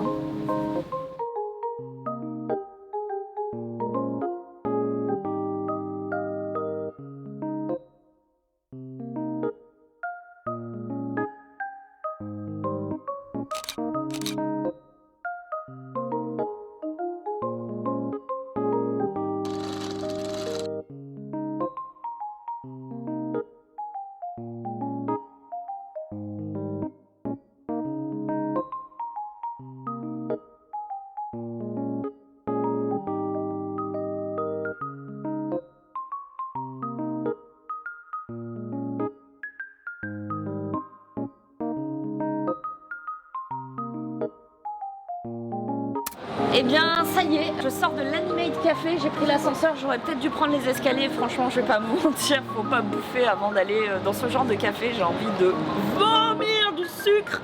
Mais c'était quand même bon, honnêtement, je m'attendais pas à ça. Moi, vous me dites café à thème, je m'attends pas vraiment à trouver du goût, mais plutôt de l'esthétique. Et là, honnêtement, on est sur les deux, pour des prix extrêmement honnêtes, ça va entre 7 et 12 balles les plats. Donc c'est carrément ok parce qu'on a eu quand même de l'omurice, des pâtes napolitaines, il y avait des trucs, tu vois, du curry de couleur. Donc ils ont bien réussi à mélanger quand même des recettes de la cuisine japonaise de tous les jours avec vraiment des visuels issus de la série Chainsaw Man. Donc encore une fois, les frontières ont réouvert. Si vous avez la chance de passer par Tokyo et par le quartier d'Ikebukuro, c'est un must allez-y et ne passez pas à côté de cette série, encore une fois, parce que c'est une dinguerie. Allez, bon mangation, bon courage la team, je vous fais des gros bisous. Ciao.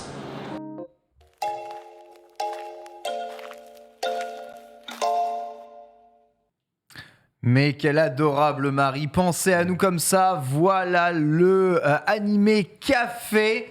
Sincèrement, bon, ça a l'air stylé à l'intérieur. Marie a essayé de nous faire croire que c'était bon visuellement parlant. On avait ici du mal à envisager que ces choses-là soient, on va dire, au niveau Le pain de mie surtout, toi. de plats japonais que l'on a l'habitude de voir. Ouais. Le pain de mie, Harris, tu vois, je le reconnais. le pain de mie de la maison, mon pote. Comme s'il était chez moi. Non, Les à la maison, j'en ai un de meilleure qualité que ça. C'est ça le problème. Les tu pâtes vois. napolitaines trop cuits, c'est clair. le bout de radis dans le home rice. Il faut dire, qui, en vrai, ces trucs-là au Japon, c'est tellement aléatoire. Il y en a qui éclatent absolument tout et Ouais. qui font vraiment attention, et d'autres qui sont en mode vas-y, de toute façon, tu veux ton goodies. En vrai, Voilà. visuellement, c'était ok. Franchement, visuellement, c'était ça cool. avait l'air Non, plutôt de ok. ouf, de ouf, Franchement, ouais. Mais on sait, il y a trop de trucs comme ça, des cafés où c'est pas mal de faire des photos, mais tous ceux où c'est vraiment bon et tu peux faire des photos, c'est un peu difficile. En tout cas, d'un point de vue de la thématisation, c'est vraiment top. Merci en tout cas de nous montrer tout ça. C'est vrai que ça n'existe pas spécialement chez nous. On s'emmerde un peu dans les cafés en France. On va pas dire le. C'est pour contraire. ça qu'on boit des Si tu coups, fais hein. pas, C'est bon. si tu Non. fais pas ta grille de PMU, on se fait chier. On se fait gravement chier. On va passer aux chroniques du jour et justement, on va revenir sur Chainsaw Man, l'événement animé du moment sur Crunchyroll avec Bitel qui a visionné les premiers épisodes. C'est parti.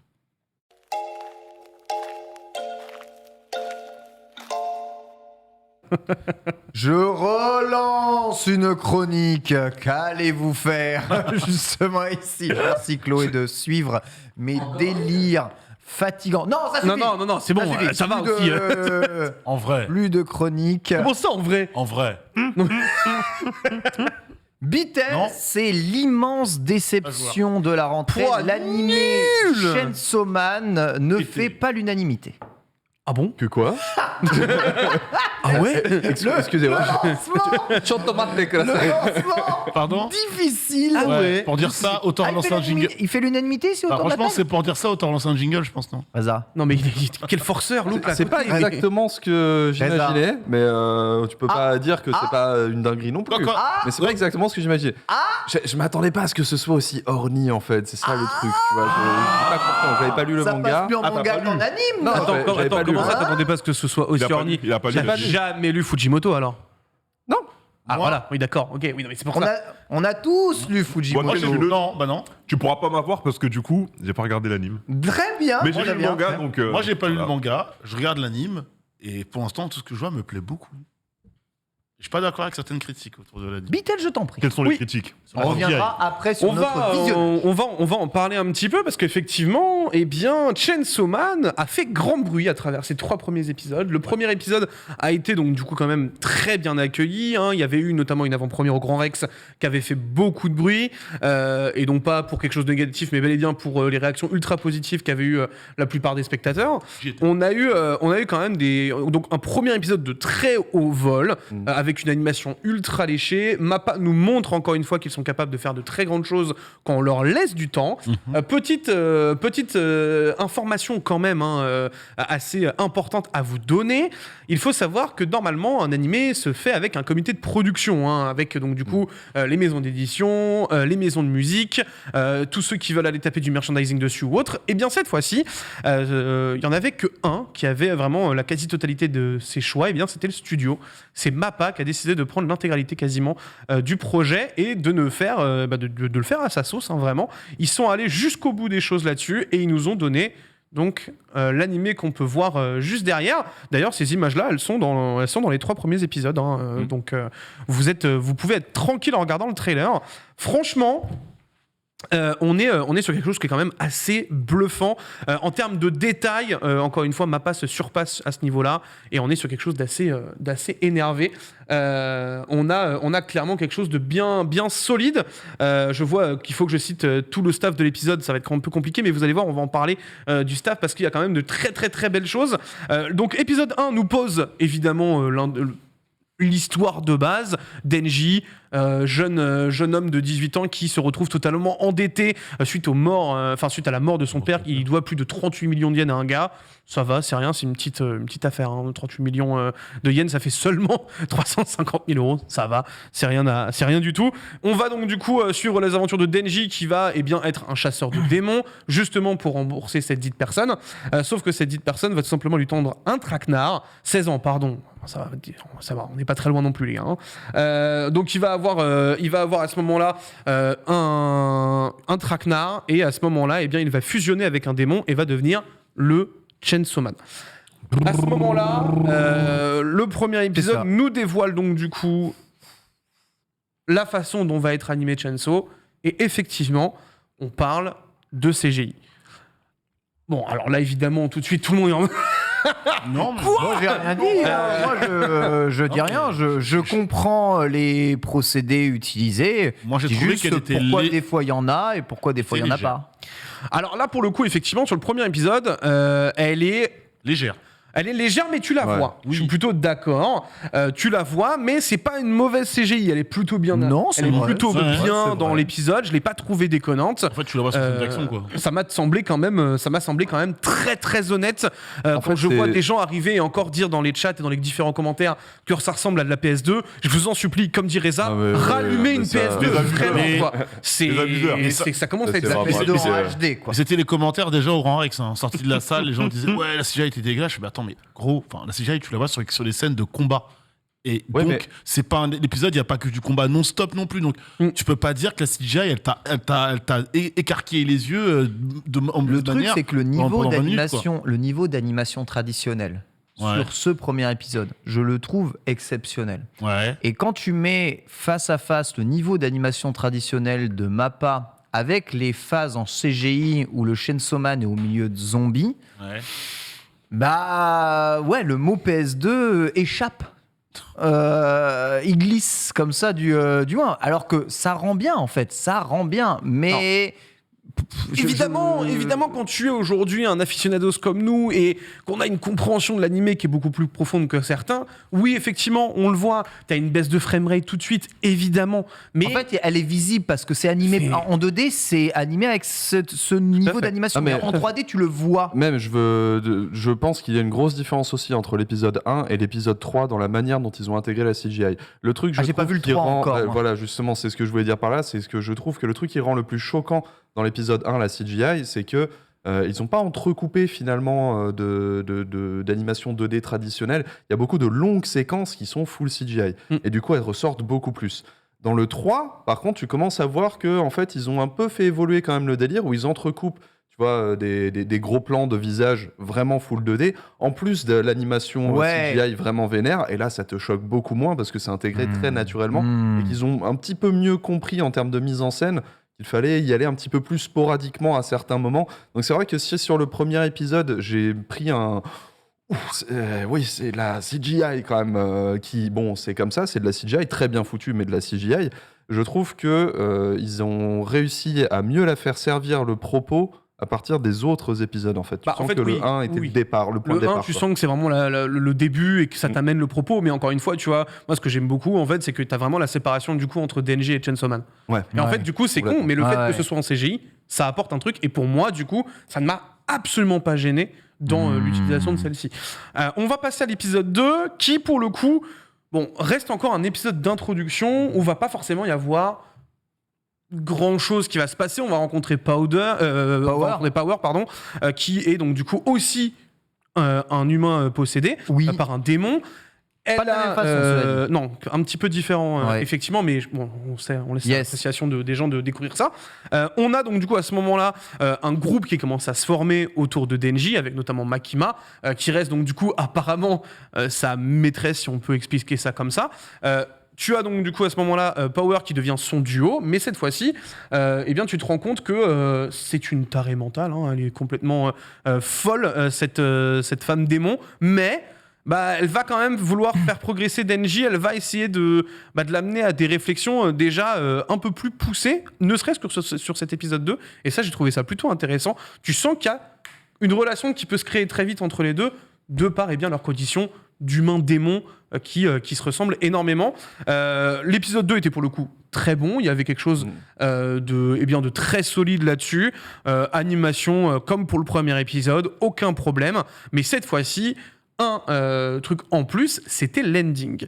L'ending qui pour le coup était de très bonne facture, qui ressemblait par exemple un petit peu à l'ending qui ressemblait un petit peu à l'ending qu'on avait sur Jujutsu Kaisen. Ce truc un petit peu en mode donc du coup tu le voyais, tu retrouvais une musique un peu funky aussi. Très pop art, en fait. Pour le coup, ça c'était plutôt cool. Parce que pour vous rappeler, c'est important, mais tous les endings de Chainsaw Man sont différents. Ça, c'est quand même un truc assez important. Ah, d'accord, ok. Il y a 12 artistes qui ont été sur le volet pour pouvoir interpréter à chaque fois un ending différent. Et qui dit ending différent, dit visuel différent. Et on va y venir justement avec le 3e épisode, et c'est sur ça que je veux qu'on parle vraiment, parce que ce 3e épisode, on est sur probablement le plus bel épisode que j'ai pu voir sur les 2 dernières années. Tant la production a été hallucinante sur celui-ci. On a vraiment quelque chose de monstrueux. Donc on a Hironori Tanaka qui est donc du coup le réalisateur de cet épisode-là. Et je peux vous assurer que le type, il a juste fait en sorte que ce soit une petite dinguerie. Pour vous donner aussi un exemple, il a été le réalisateur de l'épisode 13 de ce très cher Jujutsu Kaisen justement. Donc il est vraiment au sein de MAPPA, il a vraiment une connaissance de tout ça. Et franchement, l'épisode 3, on est sur un quasi sans faute. Tu as 2-3 trucs de compositing qui vont arriver et qui vont bloquer 2-3 frames, mais très sincèrement, la CGI, c'est même pas bien utilisé, c'est la perfection. C'est ce que tu veux voir en fait aujourd'hui. Et du coup, je comprends que certains puissent râler vis-à-vis du premier épisode quand tu vois le 3e épisode, mais franchement, si tu arrives à ce stade et à avoir un niveau de production comme l'épisode 3, je vous jure, les animateurs, ils ont plus de vie. Hein. Là, cet épisode, il a mis clairement tout le monde d'accord. En tout cas, 91% du chat ont apprécié en tout cas ce Chainsaw Man et 72% ne sont pas gênés par la CGI. Voilà, en tout cas, juste ici, c'est vrai que cet épisode 3, moi, je ne l'ai pas vu. Ici, petit tour de table, vous l'avez regardé, du coup, ce Chainsaw Man. Qu'en avez-vous pensé ? Alors moi, franchement, je suis dans un bon kiff pour le moment. Comme j'ai dit, je connais pas du tout, ne serait-ce que l'univers de l'auteur, et j'ai pas lu le manga du tout. Donc, je m'attendais, c'est un peu étrange, connaissant le sujet, je m'attendais quand même à un truc un petit peu plus, grand public, finalement, alors que pas du tout, et c'est une bonne surprise pour moi. Elle avait fait grand bruit pour ça, justement, Chainsaw Man. Voilà, tu vois, mais je pensais qu'il y avait quelque part une relation d'apparat à ça, que c'était parce que c'était sanglant, que c'était pas grand public, mais même les thèmes abordés sont aussi très décalés, évidemment. C'est très de toute façon, l'univers de Fujimoto, c'est très what the fuck de base. Ouais, voilà, mais du coup, je kiffe bien, tu vois, mais c'est vrai, c'est ce que je disais c'est ce que je voulais dire quand je te disais, genre, je m'attendais pas à ce que ce soit aussi horny, tu vois. Mais ça marche super bien, et surtout, ils jouent d'un truc un peu absurde et grotesque en même temps. Et effectivement, l'animation, même si sur le premier épisode, j'étais là genre, je sais pas, tu vois. C'est genre, j'ai surkiffé en même temps. Il y a ces petits bourrus là où j'étais, wow. Sur le 3e, j'ai juste fait, bon, ok, d'accord, ça va être tuerie de bout en bout, on suit quoi. Nanix, toi qui as eu la chance de le voir en avant-première. Oui, bah écoute, moi pour l'instant, ce que je vois, je n'en suis pas déçu. Je lisais pas le manga, donc ce sera animé only, certainement pour moi. Pour Chainsaw Man, pour l'instant, c'est ok, plus qu'ok. Pour moi, je mange bien MHA, Chainsaw et Blue Lock. Je suis très bien, moi, niveau animé. Très, très bien. Spy Family, on est bien. Pas démarré encore, Spy Family. C'est pas démarré encore. Spy Family, franchement, moi, sur le long terme, si je dois en sauver un là, des animés qui sont sortis récemment, Spy Family est probablement celui qui ressort le plus. Donc moi, j'ai lu Chainsaw Man, d'accord, en intégralité, tous les tomes de la première partie, et je lis la parution actuelle de la deuxième partie de Chainsaw Man. Je connais Fujimoto, j'ai déjà joué du Fire Punch, tous ces one-shots. Donc je savais de toute façon à quoi m'attendre et j'étais persuadé en mon fort intérieur que ce que je pouvais lire en manga, en animé, ça passera pas pour tout le monde. Et c'est exactement ce qui s'est passé. On a regardé du coup ensemble avec madame les 2 premiers épisodes de l'animé Chainsaw Man et immédiatement t'as des questions de base qui se posent. Mais attends, mais les démons ils fusionnent pas, mais lui c'est un démon quoi, lui c'est trucs, des questions où Fujimoto s'en branle, lui il crée des trucs, il s'en fout de l'origine des machins des gars, il s'en fout si c'est incohérent ou en tout cas si dans ton imagination c'est incohérent, il ils s'en branlent complètement. Les rêves et la notion de rêve, la notion réelle d'ambition, elle est à la fois démesurée chez certaines personnes et complètement insignifiante, voire même débile ou enfantine ou ado-crétine chez certains autres. Et tu te prends une telle différence entre tous les persos qui sont à l'intérieur de ce manga que c'est vraiment bizarre. Les ambitions de Denji c'est littéralement de toucher une poitrine. Hein, voilà. Mais ça vole pas très haut sur ce mon point-là. rêve dans ma vie, c'est de lever ma première meuf. Enfin, t'es là, t'es ok. Oui, je comprends que tu veuilles être dans l'autodérision des rêves. Je vais devenir le meilleur des pirates. On a compris, Fujimoto. T'aurais pas pu trouver autre chose, peut-être, oui, mais non, non, parce que justement, pas, en fait, c'est juste littéralement une parodie du shonen. Voilà, je sais, moi je sais. Je te dis, entre ça et les scènes du coup de violence, parce que ça découpe, Shenso. Je suis persuadé que je vais avoir du mal à faire passer l'épisode 3 chez moi. Je vais devoir le regarder. Je vais devoir le regarder en soum-soum, c'est sûr et certain, parce que, mais vraiment, sur les 2 prochains épisodes, j'ai senti un non-intérêt, mais puissance 8000 de la part de ma moitié. Autant moi je kiffe parce que j'ai lu le manga, je savais à quoi m'attendre, mais autant quelqu'un qui a pas lu le manga et qui a pas envie de se taper un peu ce genre de délire, et je pense. C'est Fujimoto, il est clivant, que ça va arriver. Dites-vous que c'est clivant pour le manga, c'est à mon avis aussi très clivant pour l'animé.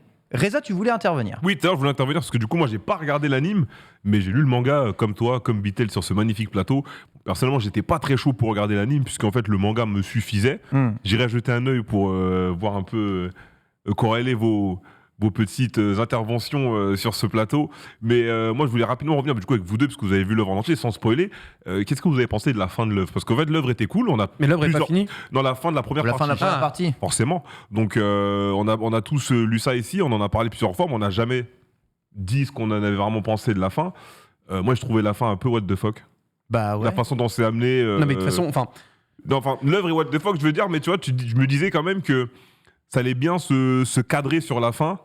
Mais les 3 derniers tomes, j'ai l'impression d'avoir mangé genre un plat américain, tu vois. Où genre tu mets tout, tu mets plein de sauces, tu mets des trucs et tout ça, et tu bouffes, et tu bouffes, et tu bouffes, et après tu sors à la fin. Et c'est pour ça même que quand justement la suite avait été annoncée, moi j'étais en stream, je crois, et j'avais dit à ma commu, qu'est-ce qu'il va raconter après. Et du coup, j'ai pas commencé pour encore. Pour le moment, la suite, je la trouve beaucoup plus narrative, beaucoup plus constructive, tu vois. Rien à voir. En fait, le truc, c'est qu'on a passé justement, je pense, le côté où Fujimoto voulait... remplir son univers de what the fuck et montrer qu'il était capable de faire un truc totalement disruptif. Et là, justement, il va se concentrer vraiment sur le récit et aller chercher quelque chose d'intéressant. Et pour le coup, les chapitres qu'on a sur la partie 2, je les trouve même plus intéressants que tout ce qu'on a eu sur la partie 1 pour le moment. Mais c'est vrai que dans la première partie de Chainsaw Man, comme dans Fire Punch, le manga est rempli de Deus Ex Machina, de trucs qui sortent de nulle part, qui arrivent ici, le Père Noël, le Père Noël, le démon flingue, on sait pas. Même des fois d'une page à une autre, je suis comme ça. C'est je repars sur la page en arrière. T'as pas sauté. Et ouais, c'est vrai que ça fait un peu partie de son what the fuck. C'est très cool, évidemment ça donne, mais il faut qu'en animé tu puisses bien supporter tout ça, bien entendu. Bref, c'est bien animé au moins, donc tout le monde est content. Pas fait super travail. Maintenant, c'est vrai qu'ils n'utilisent pas autant de 3D dans Jujutsu Kaisen, tu vois. Et c'est faux. Tous les rayons, frère, tous les rayons, toutes les attaques, c'est de la 3D. Ouais, mais tu sais que c'est des effets visuels, c'est pas des personnages animés, donc... Ouais, c'est différent, ouais. Tu vois, si tu fais un personnage en 3D... Donc, il y a énormément de 3D dans Jujutsu Kaisen, juste Non, il y en a. Ben oui, il y en a comme dans Demon Slayer, mais c'est... Je sais pas. Il y a peut-être aussi un ras-le-bol, j'en sais rien, dans Demon Slayer, on chasse des démons, dans Jujutsu Kaisen, on exorcise des démons, dans Chainsaw Man, on chasse des démons. Il y en a marre à un moment d'aller chasser des démons. Oui, là, dans ces cas-là... Ils peuvent pas se recycler un peu, les auteurs de manga. Oui, mais là, du coup, dis ça au Japon d'emblée et dis arrêtez de chasser du démon. On en a marre de vos Oni et de vos yokai. C'est quoi? Enfin, non mais il abuse. C'est soit des super-héros à la con avec des pouvoirs, soit des chasseurs de démons. Pas bien, hein. Là, mais c'est vrai. Là, on se dit que Kentui, Mais c'est vrai qu'on peut se poser la question. Ah, c'est vrai que. On peut se dire comment le fait de chasser des yokai et des démons, on a peut-être trop fait. Voilà. Est-ce que vous pensez qu'il y aura C'est leur folklore, frère. Alors, Non, on n'est pas en train de parler de leur folklore ou pas leur folklore, on est en train de dire que justement le thème est trop utilisé peut-être. Ouais, mais Est-ce qu'on peut changer de thème? C'est-à-dire que là, au-delà du fait On critique pas leur folklore. au-delà du fait pardon, que ce soit trop utilisé, j'ai l'impression qu'il y a plein de thèmes qui sont ultra utilisés et mis en Bien sûr. avant dans tous les mangas, ça a toujours existé. C'est juste que là, t'as quand même 3 gros standards, 3 grosses œuvres en même temps ou quasiment. Ouais, c'est ça. Qui se suivent. Donc Demon Slayer qui est fini, du coup, si Ouais. voilà. Jutsu qui continue, qui est là, et on parle encore de démons. Plus Chainsaw Man aujourd'hui. Vous savez peut-être une accumulation. Après, est-ce que c'est vraiment grave et chiant? Je sais pas. Après, c'est 3 Je peux comprendre que ça t'emmerde un peu, mais aujourd'hui. bon, hein. Bah oui, puis même, c'est le même délire dans toutes les pop culture ever. Il y a toujours des énormes tendances. On dit ça, mais on s'est pas plaint pour les zombies. Enfin, tu vois, genre, c'est le même délire, en fait, les super-héros, les zombies, les machins. On s'est plaint, on n'a pas été entendu. C'est pas Oui, pareil. voilà, tu vois, mais ça Je va me être suis la même plaint, chose monsieur, d'accord. avec les yokai ou les trucs comme ça. C'est juste un délire de pop culture. Mais tant que c'est bien fait, qu'est-ce qu'on s'en fout? Voilà, En fait, c'est ça. Juste ça. Hein. Tant qu'il y a un truc en fait, le truc, c'est surtout, tant qu'il y a un truc original à raconter et la façon de le présenter est cool, ok. C'est vraiment. En plus, aucun des 3 qu'on a cités ne se ressemble. Peut-être que le thème est le même, il n'y a Pour le aucun coup, des pour 3 moi, qui se c'est Chainsaw ressemble. Man qui sort le plus du lot parce que du coup on Donc, est pas vraiment, c'est pas vraiment, enfin il y a des démons mais c'est pas vraiment une œuvre basée sur le folklore parce que du coup bon non je vais pas spoiler par rapport à ce qui avance après dans l'œuvre Ouais. et on sort du Japon donc il y a pas que le Japon tu vois. Oui, c'est Donc c'est ça qui est cool. le premier truc pour te mettre en jambe, facile, Voilà, ouais. tu connais le truc, C'est et ça. après on va ouvrir l'univers, quoi. Bon, c'est régulier de faire ça. Je pense qu'on se plaindrait moins On si ouvre l'univers, Jujutsu on parle Kaisen plus n'était de- pas aussi mid aussi. Euh, Non, je déconne. Non, mais en vrai, moi, je suis plutôt d'accord. Donc, Moi, je sais pas. C'est vrai que là, tu vois, les démons, même dans Bleach, bon, ils sont là au début, mais après, tu vois, tu les oublies Ouais, quelque part. c'est une excuse pour. Les Holoken s'il te plaît. Oui, Ouais, mais dans les faits, après, il y a les transformations, viens on pas a faire plus le la même mec, chose. viens- ah, Non, pas faire le en mec. vrai si l'œuvre est séparée en deux, t'as les Shinigami, t'as les Holo et t'as les Allemands. Non, ça va. C'est vrai. Les Quincy pardon. Oui, Dans One Piece, c'est les la même fruits chose. qui sont du démon, mais il n'y a pas de démon à proprement parler. En tout cas, ça se passe pas là-dessus. Pourtant, ça utilise le folklore. Dragon Ball, le premier démon, c'est Piccolo. Ensuite, t'apprends c'est un extraterrestre. Et Mao. C'est parfaitement logique. Ici. Exactement, c'est un Namek. Les démons, quoi. Je sais pas. Peut-être ça. En fait, Et c'est pour ça que pense Spy que Family, c'est le meilleur animé du moment. Exactement. Mais je pense que Parce que c'est le seul truc original, en fait.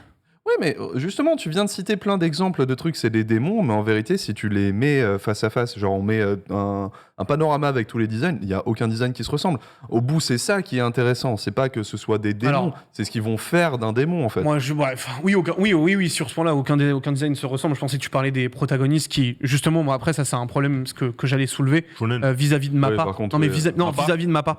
C'est que, en fait, moi, je trouve que tu ressens quand même que c'est un peu le même studio et que tu as un peu une même patte au niveau des character design, tu vois. Il y a une partie Et- qu'on n'a pas. sur C'est- Sur tous leurs travaux. tu sens la façon dont c'est fait et tu sais que c'est du Mappa, tu vois. Ouais. Et du coup, Je vois ce que tu veux dire. ça peut te bloquer, oui ou non. Après, j'ai quand même parce que bon, j'ai parlé quand même des aspects très positifs de Chainsaw pour l'instant, mais Bien il y a sûr. quand même des trucs mauvais. C'est notamment, je trouve, l'aspect très terne que possède l'animé. Alors que tu vois, justement, on nous a habitués avec les couvertures à un truc ultra flamboyant, fluorescent et tout. C'est vrai. Et bah, C'est vrai, dans l'animé, pas ça, c'est vrai, t'as raison. dans l'animé, tu le retrouves pas. J'ai vu Hormis qu'il dans restait que l'opening et 30 minutes, l'ending, hein, bravo. tu le retrouves pas. Et j'avoue que j'aurais bien aimé avoir un truc plus pétant pour cet animé-là, de par justement le côté ultra what the fuck qu'a Peut-être, Chainsaw, ouais, tu vois. peut-être essayer de casser ça, mettre Ouais. de la couleur un peu décalée dans certaines phases de combat. Tout à fait. Mais j'ai l'impression qu'on y va justement parce que pour ne Peut-être, pas ouais, pour ne peut-être. pas avoir lu l'œuvre Peut-être. originale, moi ça m'a pas choqué. Du coup, au contraire, j'aimais bien un peu cette patine un peu sombre sur les premiers épisodes, enfin surtout le premier parce que c'est quand même assez triste. Hein, on va pas se mentir Oui, c'est non plus. vrai. Mais quand tu arrives sur le 2, 3 avec le démon qui explose Ouais, mais- en mode mauve un peu partout, tu vois, je trouve qu'on commence à avoir de la couleur. Oui, au mais contraire. tu vois, je te jure que quand tu connais l'univers et quand tu vois, par exemple, justement, à Angoulême, il y avait eu toute une expo, c'était ultra coloré de partout. Mais du coup, ça manque encore, tu vois. Il Peut-être manque qu'ils y encore ce arrivent. côté de folie Ouais. que tu as. Après, oui, effectivement, ça se trouve, ça va arriver. Mais comme je l'ai dit, tu le retrouves très vite sur tout ce qui est, du coup, opening et ending, notamment, du coup, le 3e ending de Chainsaw, qui en plus est interprété par Maximum The Hormone, qui est quand même un groupe de légende. Et là, Tuerie. pour le coup, Tu ris ce groupe. oh, c'était exceptionnel. Alors faites attention parce que pour le coup, quand vous connaissez le manga, le l'ending du 3 il spoil mais genre vénère, mais franchement, il y a quand même de très bonnes choses à en retirer vis-à-vis de ce Chainsaw, et j'espère qu'ils vont réussir à maintenir une production pareille parce que il faut vraiment qu'ils arrivent à tenir un rythme. Une fois que tu as mis autant de possibilités sur un épisode 3 qui limite à la possibilité d'être un épisode final tellement il y a eu de détails, de recherches, de musique de fou, les gars, vous avez mis la barre très haute, va clairement pas falloir se planter pour la suite. En tout cas, on fera peut-être le point quand l'animé Chainsaw sera terminé, mais pour le moment, plutôt Chainsaw Man ou plutôt Jujutsu Kaisen? Moi, Chainsaw. Plutôt Chainsaw. Vraiment choisir entre les deux là? Oui. J'ai pas le choix? Il a pas fini, Blue Lock. Blue Lock, c'est peut-être le Zéro truc le plus pété. Laissez-moi tranquille. Laissez-moi tranquille. Il n'y a pas de. C'est l'anime le plus surcoté. Il n'y a pas de. Ah, c'est surcoté de fou, frère. On y de notre émission. Stop. Mon Quand il n'y aurait pas un ballon. Vous allez tous vous calmer, le c'est mec qui très ont des bien. yeux. Vous allez tous. Vous allez tous vous calmer en plateau. Bloc, c'est très bien. J'avais même pu citer MHA parce que je suis à fond dans MHA. Laissez-moi tranquille. Très bien, ouais, donc c'est bien. Je te demande A ou B, tu me réponds C, ça m'énerve. Tu dois choisir. Entre les deux, Chainsaw. Entre Jujutsu Kaisen et Chainsaw, ce sera Chainsaw, clairement. Entre tout, ce sera Mob Psycho. Mob Psycho. Oui, bah alors là, Très bien.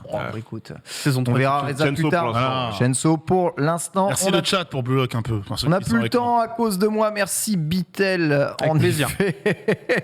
Et on continue immédiatement avec la prochaine chronique, et c'est Reza qui va nous parler de Shiro Sagisu. Pas de Blue Lock du coup.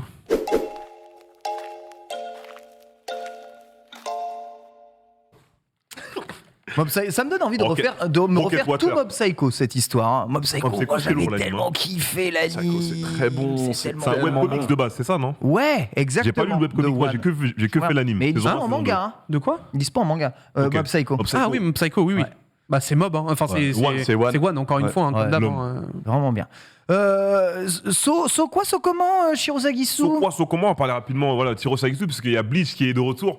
Là, on a une news sur Bleach tout à l'heure, bordel. Oui. Oh, j'étais trop heureux de mon petit tweet, ça a régalé la France entière. Ah, ça va J'étais- s'énerver. Truc éteint, là. Ouais. Non, oh là là, regarde, Nick. Bah ouais, tu m'as cherché, tu m'as énervé. Non, c'est pas grave. Je suis énervé du coup. On parlera de Bleach tout à l'heure, et différentes façons de voyager aux États-Unis. Ils sont allés aux États-Unis. Mais pour l'instant, on va se concentrer sur Shiro Sagisu. On a une petite note de piano qui sort derrière, et ça, j'ai envie de vous dire. C'est légal au moins. C'est incroyable et c'est très légal. Ok. L'émission ne se fera pas striker. On va parler de monsieur Sagisu qui est à l'âge de ma mère, donc né en 57, 65 ans, qui est mon compositeur du coup japonais C'est un main préféré. de ouf. Voilà, c'est un main super. J'allais dire, frérot, Voilà. Oh, je joue, mais mettez-le Voilà, moi dans un jeu de baston. Là, je le joue. Sapologie congolaise, moi, je le joue. Oh, le monsieur Drip. Non mais il est exceptionnel. Le Ah, monsieur est il a une drippé chopée, je suis sûr. à l'infini. Voilà, né en 57, il a commencé archi jeune dans les années 70 à composer de la musique en apprenant différents instruments, le piano et autres. En 77, il se fait connaître via des grosses productions musicales. Il va rejoindre du coup un groupe de jazz fusion qui peut parler à Bitel si un jour t'écoutes ce groupe qui s'appelle T-Square. Je connaissais pas ce groupe avant de faire la chronique du coup, qui a été créé du coup en 77 à l'époque. Il n'est resté que 2 ans avec eux, mais en 2 ans, ils ont pu faire 3 albums. Donc voilà, on peut dire que exactement, on peut dire que le mec, voilà, ça charbonne niveau composition, le mec est très fort et c'était aussi à cette époque un écrivain, donc dans le groupe de jazz. Il faisait les deux. Derrière, il a connu pas mal de succès en partant de la télé, des mangas, de l'animation, des films et autres, des années 90 jusqu'à aujourd'hui. Donc on va essayer un peu de retracer tout ça. Quand on peut le voir avec toutes ses œuvres, Shiro Sagisu c'est quelqu'un qui s'est diversifié assez rapidement dans le monde de la musique et il n'a pas hésité à explorer différents horizons. On parle de compositeurs en solo, on parle de compositeurs en groupe comme je disais avec T-Square, on parle d'animation des séries télé, donc c'est pas forcément des animes ou pas forcément des mangas adaptés, mais ça peut être aussi des petits skits, sketchs ou autres. On parle d'animation de films et d'OAV, de films théâtrales, de drama télé et de jeux vidéo. Donc voilà, c'est quelqu'un qui n'a pas hésité directement à se lancer un peu partout et à essayer de faire du gros taf. Pardon, c'est un monument au niveau composition et vous l'avez sûrement entendu dans l'un de vos mangas préférés. Je nommais Evangelion et Bleach à l'instant. Je vais parler aussi de Skullman, Maggie, Black Bullet, Mobile Suit Gundam, les films Berserk ou encore le film Shin Godzilla. Ouais, voilà, en passant rapidement. Ça va, Shin Godzilla, le mec a fait 2-3 trucs quoi. Shin Godzilla, c'est un CVE quoi. Ça va. Pas dégueu, Franchement, le gars ils a une petite carrière, mais c'est cool. Un petit néophyte quoi dans le milieu. Le mec qui a une petite carrière. On rappelle que pour Un petit jeune, Evangelion, On rappelle que pour Evangelion, il est présent sur l'entièreté de l'œuvre, donc depuis 1995. Ah ouais. En 95, c'était déjà lui, et ce qui est sorti récemment dans les derniers films, c'était aussi lui. Et l'OST de Evangelion, mon frère, c'est... Justement, on va y venir. C'est musclé full testo, c'est incroyable. Hein. Mais on va y revenir. Je voulais aussi faire du coup cette chronique parce que récemment, la plupart des albums sur lesquels il a bossé pour certaines œuvres n'étaient pas disponibles sur les plateformes légales de musique. C'est le cas maintenant ? C'est le cas maintenant. Et alors ça, mon pote... Et ça, pour moi, c'est un truc de fou. Oh, la BO de c'est Bleach. Oh, la BO de Bleach. Alors, Je peux non, me faire ma playlist il en d'enfer, avait. là ? Oui, certaines. pour ça, j'ai dit Il avait certaines, ouais. certaines, effectivement, parce que tu avais déjà Evangelion qui était dispo sur Evangelion, Spotify. ouais. Mais c'était la seule. C'est ça. T'en avais plusieurs qui n'étaient pas encore là. Et aujourd'hui, donc, vous pouvez retrouver un peu tout ça sur Spotify et autres plateformes. Vous avez Evangelion Infinity, Evangelion 2.0, Neon Genesis Evangelion, Shin Evangelion 3.0 et 3.1, Ouais. les TV animations Bleach Soundtrack 1, 2, 3 et 4, Memories of Nobody, les films. Franchement, là, vous avez un paquet de sons qui a été ajouté en une fois. Là, c'était récemment, il y a quelques mois à peine. Mais Et ça c'était fait même plaisir. pas un mois. Il y a un mois, non, Il y a même, il y a en même septembre. pas un mois. En septembre. C'était début octobre, puisque je t'avais littéralement envoyé un DM pour te dire Avec l'arrivée de l'anime. C'est ça. Je te l'avais dit. Donc voilà, petite bombe qui fait plaisir. On va faire un petit Il y a focus vraiment voilà, pendant de que quoi faire, Taksu est devant cette magnifique discographie. Ah ouais, non mais là, la Ken qui n'écoute plus, disco, mais qui est déjà parti. mais regardez vite fait, il y a que des dingueries dans la liste. Ah ouais, non, mais c'est franchement, hallucinant, vraiment. c'est fou, regardez.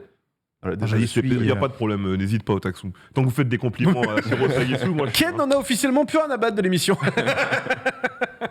Imagine Ken, tu refais un Paris Le Mans à vélo. Exactement, il a mis une lunette. Tu refais un Paris Le Mans à vélo. Je sais qu'il faut pas mettre les écouteurs à vélo. Bref, tu mets un haut-parleur, c'est pareil, sur l'autoroute. Et tu mets ta musique et ça part de là. Bien C'est sûr. exactement la tête qu'il aura à ce moment-là. Merci beaucoup, Putain, mais Ken. ça déchire. On va continuer sur Shiro Sagetsu. On va faire un petit focus Bleach. Parce qu'en vrai, moi, c'est sur Bleach que je suis tombé amoureux de sa musique. Sur Bleach, je Désolé. suis tombé amoureux de sa musique. Voilà, Désolé, Hein c'est sa pire œuvre. Non, oh, le menteur. Mais qu'est-ce que tu racontes, mon dieu? L'écoutez pas. Mais t'as décidé de Bouchez vos bouger à la oreilles. vite, Bouchez Ken. vos oreilles sur le chat. Mais pour C'est quoi, savoir. quoi, c'est la fin de semaine, c'est Attends. ça? T'es fatigué? T'as mis une balle à Bleach Hein? T'as mis une balle à Bleach Une balle à Bleach. Il a mis une balle à Shiro Sagetsu. balle à Bleach. Ah là là. c'est Balle à pas Une balle à pareil. Bleach, non. Bah, la Bleach, non. Sinon, ça Du va coup, focus sur Bleach, là où il a su se surpasser et nous montrer une diversité légendaire. Ouais. Oui. Voilà, c'est ce que Oui. la phrase d'accroche qui fait plaisir. Cette œuvre où l'on peut passer d'une musique jazzy avec un refrain typé gospel de la magnifique voix de Hazel Fernandez. Je parle bien évidemment de Number One. Oh, quelle À musique. ces titres comiques, je donne les titres Oh So Tired et Comical World qui nous rappellent ces moments drôles avec Kon, Ichigo, sa famille ou encore l'équipe de Soul City qui avait été envoyée sur Terre avec Abarai Denji. Il y avait qui encore? Il y avait Rukia, il y avait Itsugaya, voilà, le capitaine surcoté et nul qui fera quand même une bonne action à la fin du manga, mais bref, No on spoil. s'en fout. Voilà, No no spoil. spoil, no Comment spoil. On en parle. Ouais. On en reparlera. C'est Katsu, on en reparlera. le Neji de Bleach. Voilà, c'est un peu le. Voilà, on en reparlera, y a pas de souci. On peut aussi faire ressortir, À mesdames l'image et à messieurs. l'image de l'œuvre. Vas-y, continue. Nanix, on va s'occuper de toi après. On peut aussi pas de faire moi. ressortir Putain. avec vos émotions, avec des musiques mélancoliques et tristes remplies d'incompréhension dans ces morceaux comme Nothing Can Be Explained ou encore Will of the Hurt. En bref, Shiro Sagetsu, par cet exercice, nous montre encore une fois l'étendue de son talent qu'il reproduira sur les 3 films d'animation Berserk ou encore sur Evangelion avec la suite des films qu'il entretient depuis l'anime. Donc on s'est permis de mettre Un en boss. fond une musique normalement qui ne se fera pas striker. Les gars, vous tapez Shiro Sagetsu piano sur Spotify. Il y a quelqu'un qui a fait une compilation de quelques-uns de ses meilleurs sons avec des versions full piano qui, je pense, sont libres d'utilisation. Ça va Environ. vous détendre Un et peu ça de va fausse vous mettre près, bon. quoi. Ouais, du piano, du violon et tout. Donc voilà.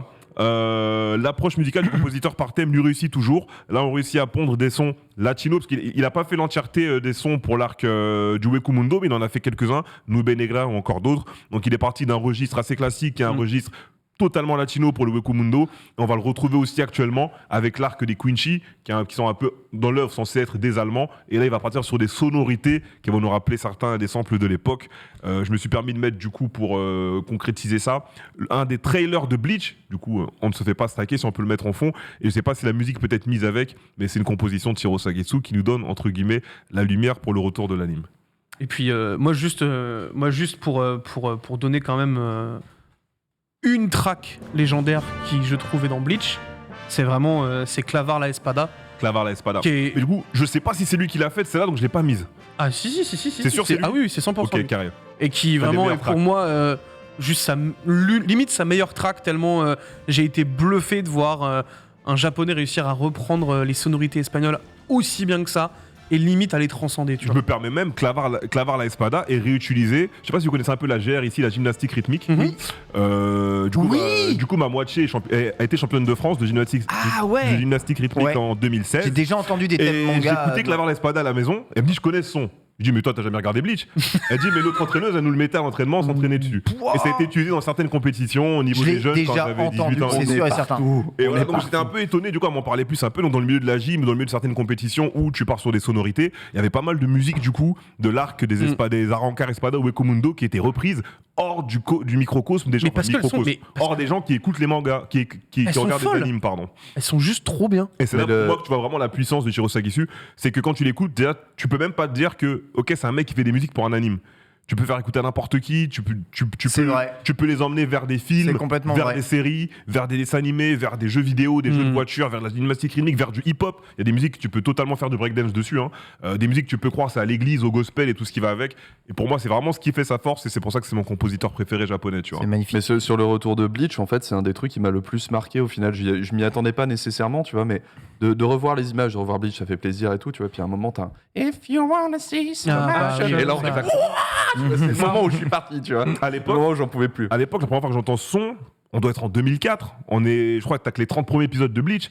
Quand j'entends ce son, en fait, je suis pas prêt. Parce que du coup, je suis habitué à entendre ce son dans les films américains où ils vont dans les églises de gospel. Là, je regarde un manga, tu vois. Et alors là, je vais entendre du rock, de la J-pop, voilà, un peu de sonorité comme ça. Surtout à cette époque-là, en fait. If you wanna see some action.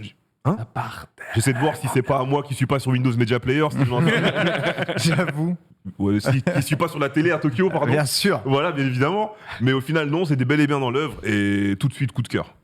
Incroyable. Et bien, sachez que vous pouvez retrouver l'ensemble de l'œuvre de Shiro Sagisu aujourd'hui sur les plateformes de stream légal. Mon Apple Music a ajouté immédiatement l'ensemble de son œuvre à mes favoris. Et tu vas te régaler en vélo là, mon pote. Ça régale. Alors, jamais de musique à vélo, évidemment, ce n'est pas prudent, mais pour une petite pause café, ça fait toujours du bien. Et comme tu le dis, il y a des thèmes pour tout avec cet auteur. Et c'est ça qui est trop cool. Peut-être même des thèmes pour Blue Lock, du coup. Ouais, pour rendre non, c'est pas la peine. Pour aider parce que les yeux... Pas besoin. Franchement, pas besoin. Pas besoin, on se passera. En train de faire son monologue avec les yeux comme ça, on se passera à volonté de ça, on n'a pas besoin d'une musique pour mettre une carrière sur un animé. Taper le ballon pour devenir numéro 256. Aïe. Tu veux vraiment qu'on parle de tes coups? Le survival. On dort. Elle est foudroyée, Nanix, non mais en vrai, dis un truc, frère. C'est incroyable, gros. Vous êtes là avec votre Bleach, là, le truc il est éteint. Ça y est, il y a quelques musiques qui sont bien, on se touche. Lui, mon gars, joue à Pokémon Arceus, c'est le plus beau jeu de l'histoire. Ça commence une prison. Mais réveillez-vous 2 secondes là. Vous les réveillez tellement en moi, ça m'énerve vraiment. Du monde de foot. Comment la fédération japonaise de football a pu valider un truc aussi pété? Ce qui me fait rire, c'est qu'il le sait très bien en plus, qu'il dit de la merde, parce qu'il est même pas persuadé de ce qu'il dit. Bien sûr que si. Ah non, je suis désolé, frérot. Si, Block, c'est trop bien. Tu dis que Bleach c'est éteint, frère? Mais Bleach, écoute, on m'a conseillé Bleach, j'ai regardé, commencé à regarder Bleach, j'ai trouvé ça nul à chier, mec. J'ai trouvé ça nul à chier.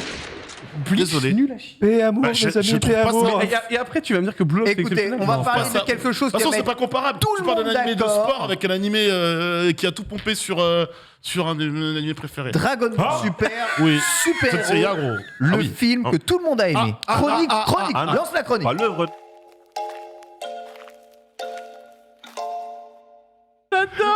Voilà pourquoi il ne faut pas mettre cette émission le vendredi après-midi, parce qu'il n'y a plus de filtre sur. C'est pas grave, Nanix, il pue la merde, ton ami, il pue la merde. Il pue la merde. On va parler d'un film. Cette bouteille, ta tête, pas sûr. En 18 minutes, il y a un monde où ça va arriver. Il est plus virulent que tout le monde. Il dit qu'il n'y a plus de filtre, frère, c'est pire, il fume. Je regarde plein d'animes qui puent la merde. Jusqu'à présent, j'en avais gros sur la patate contre ce monsieur. Mais si tu continues, bah oui, c'est toi qui as commencé Blue Lock, c'est nul. Le premier qui a dit Blue Lock, c'est éclaté. C'est de ce côté-là. Blue Lock, c'est éclaté. C'était pour touiller, Nanix. Non, c'était pour me touiller, non, tu pensais vraiment. 12 animes qui puent la merde. Ça suffit. L'histoire de la romance des deux scientifiques qui s'aiment et qui veulent comprendre scientifiquement pourquoi ils s'aiment. Je regarde plein des merdes. C'est pas grave. Dis le mec qui vend des jeux Bref, vas-y, continue.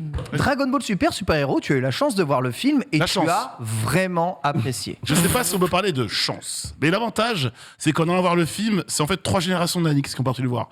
Le petit, 10 ans.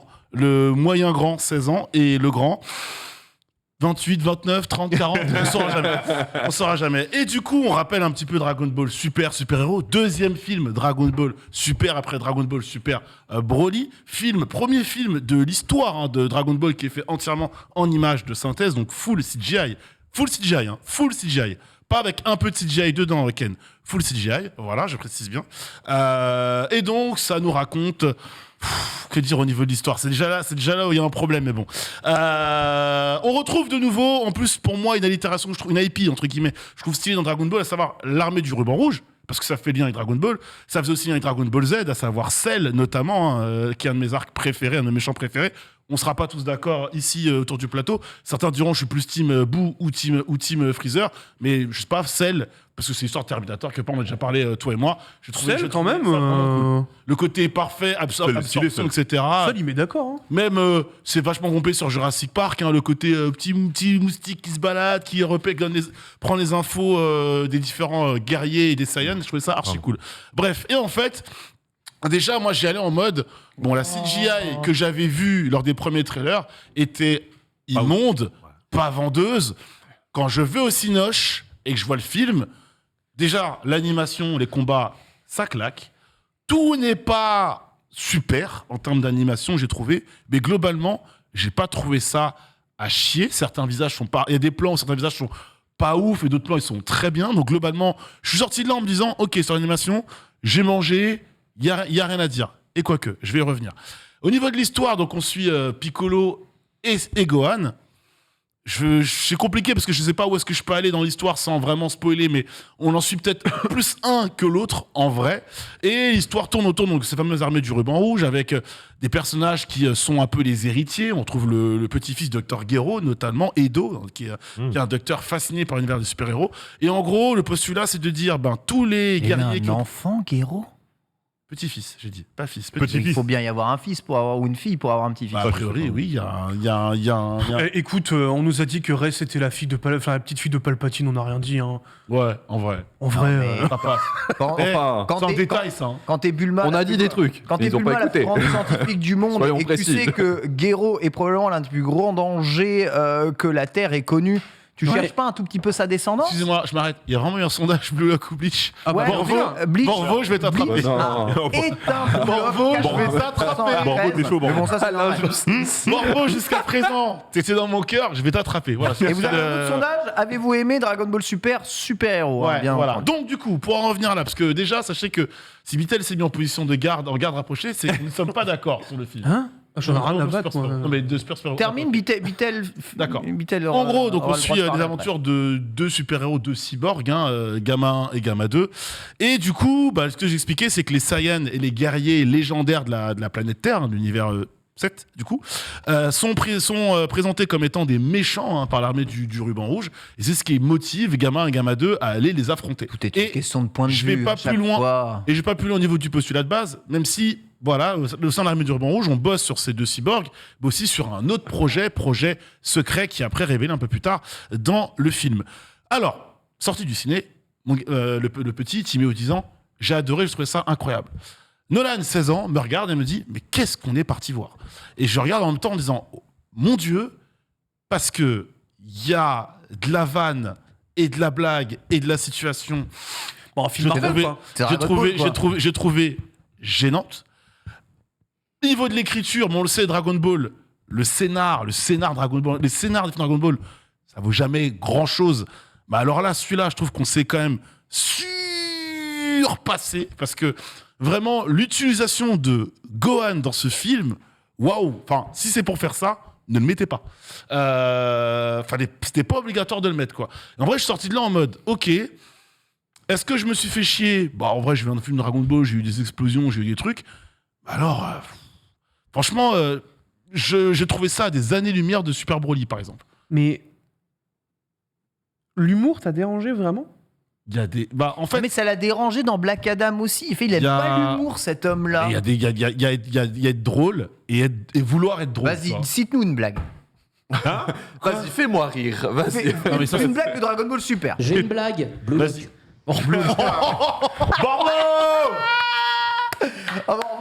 Borvo, il est comme ça. Je peux faire quelque chose d'inédit. Je vais aller en régie, Non, avec les Borvo, et après Après l'émission. En vrai, Parce qu'on a envie de rigoler aussi. En vrai, non, mais tu vois, à un moment donné, Piccolo, il infiltre une base.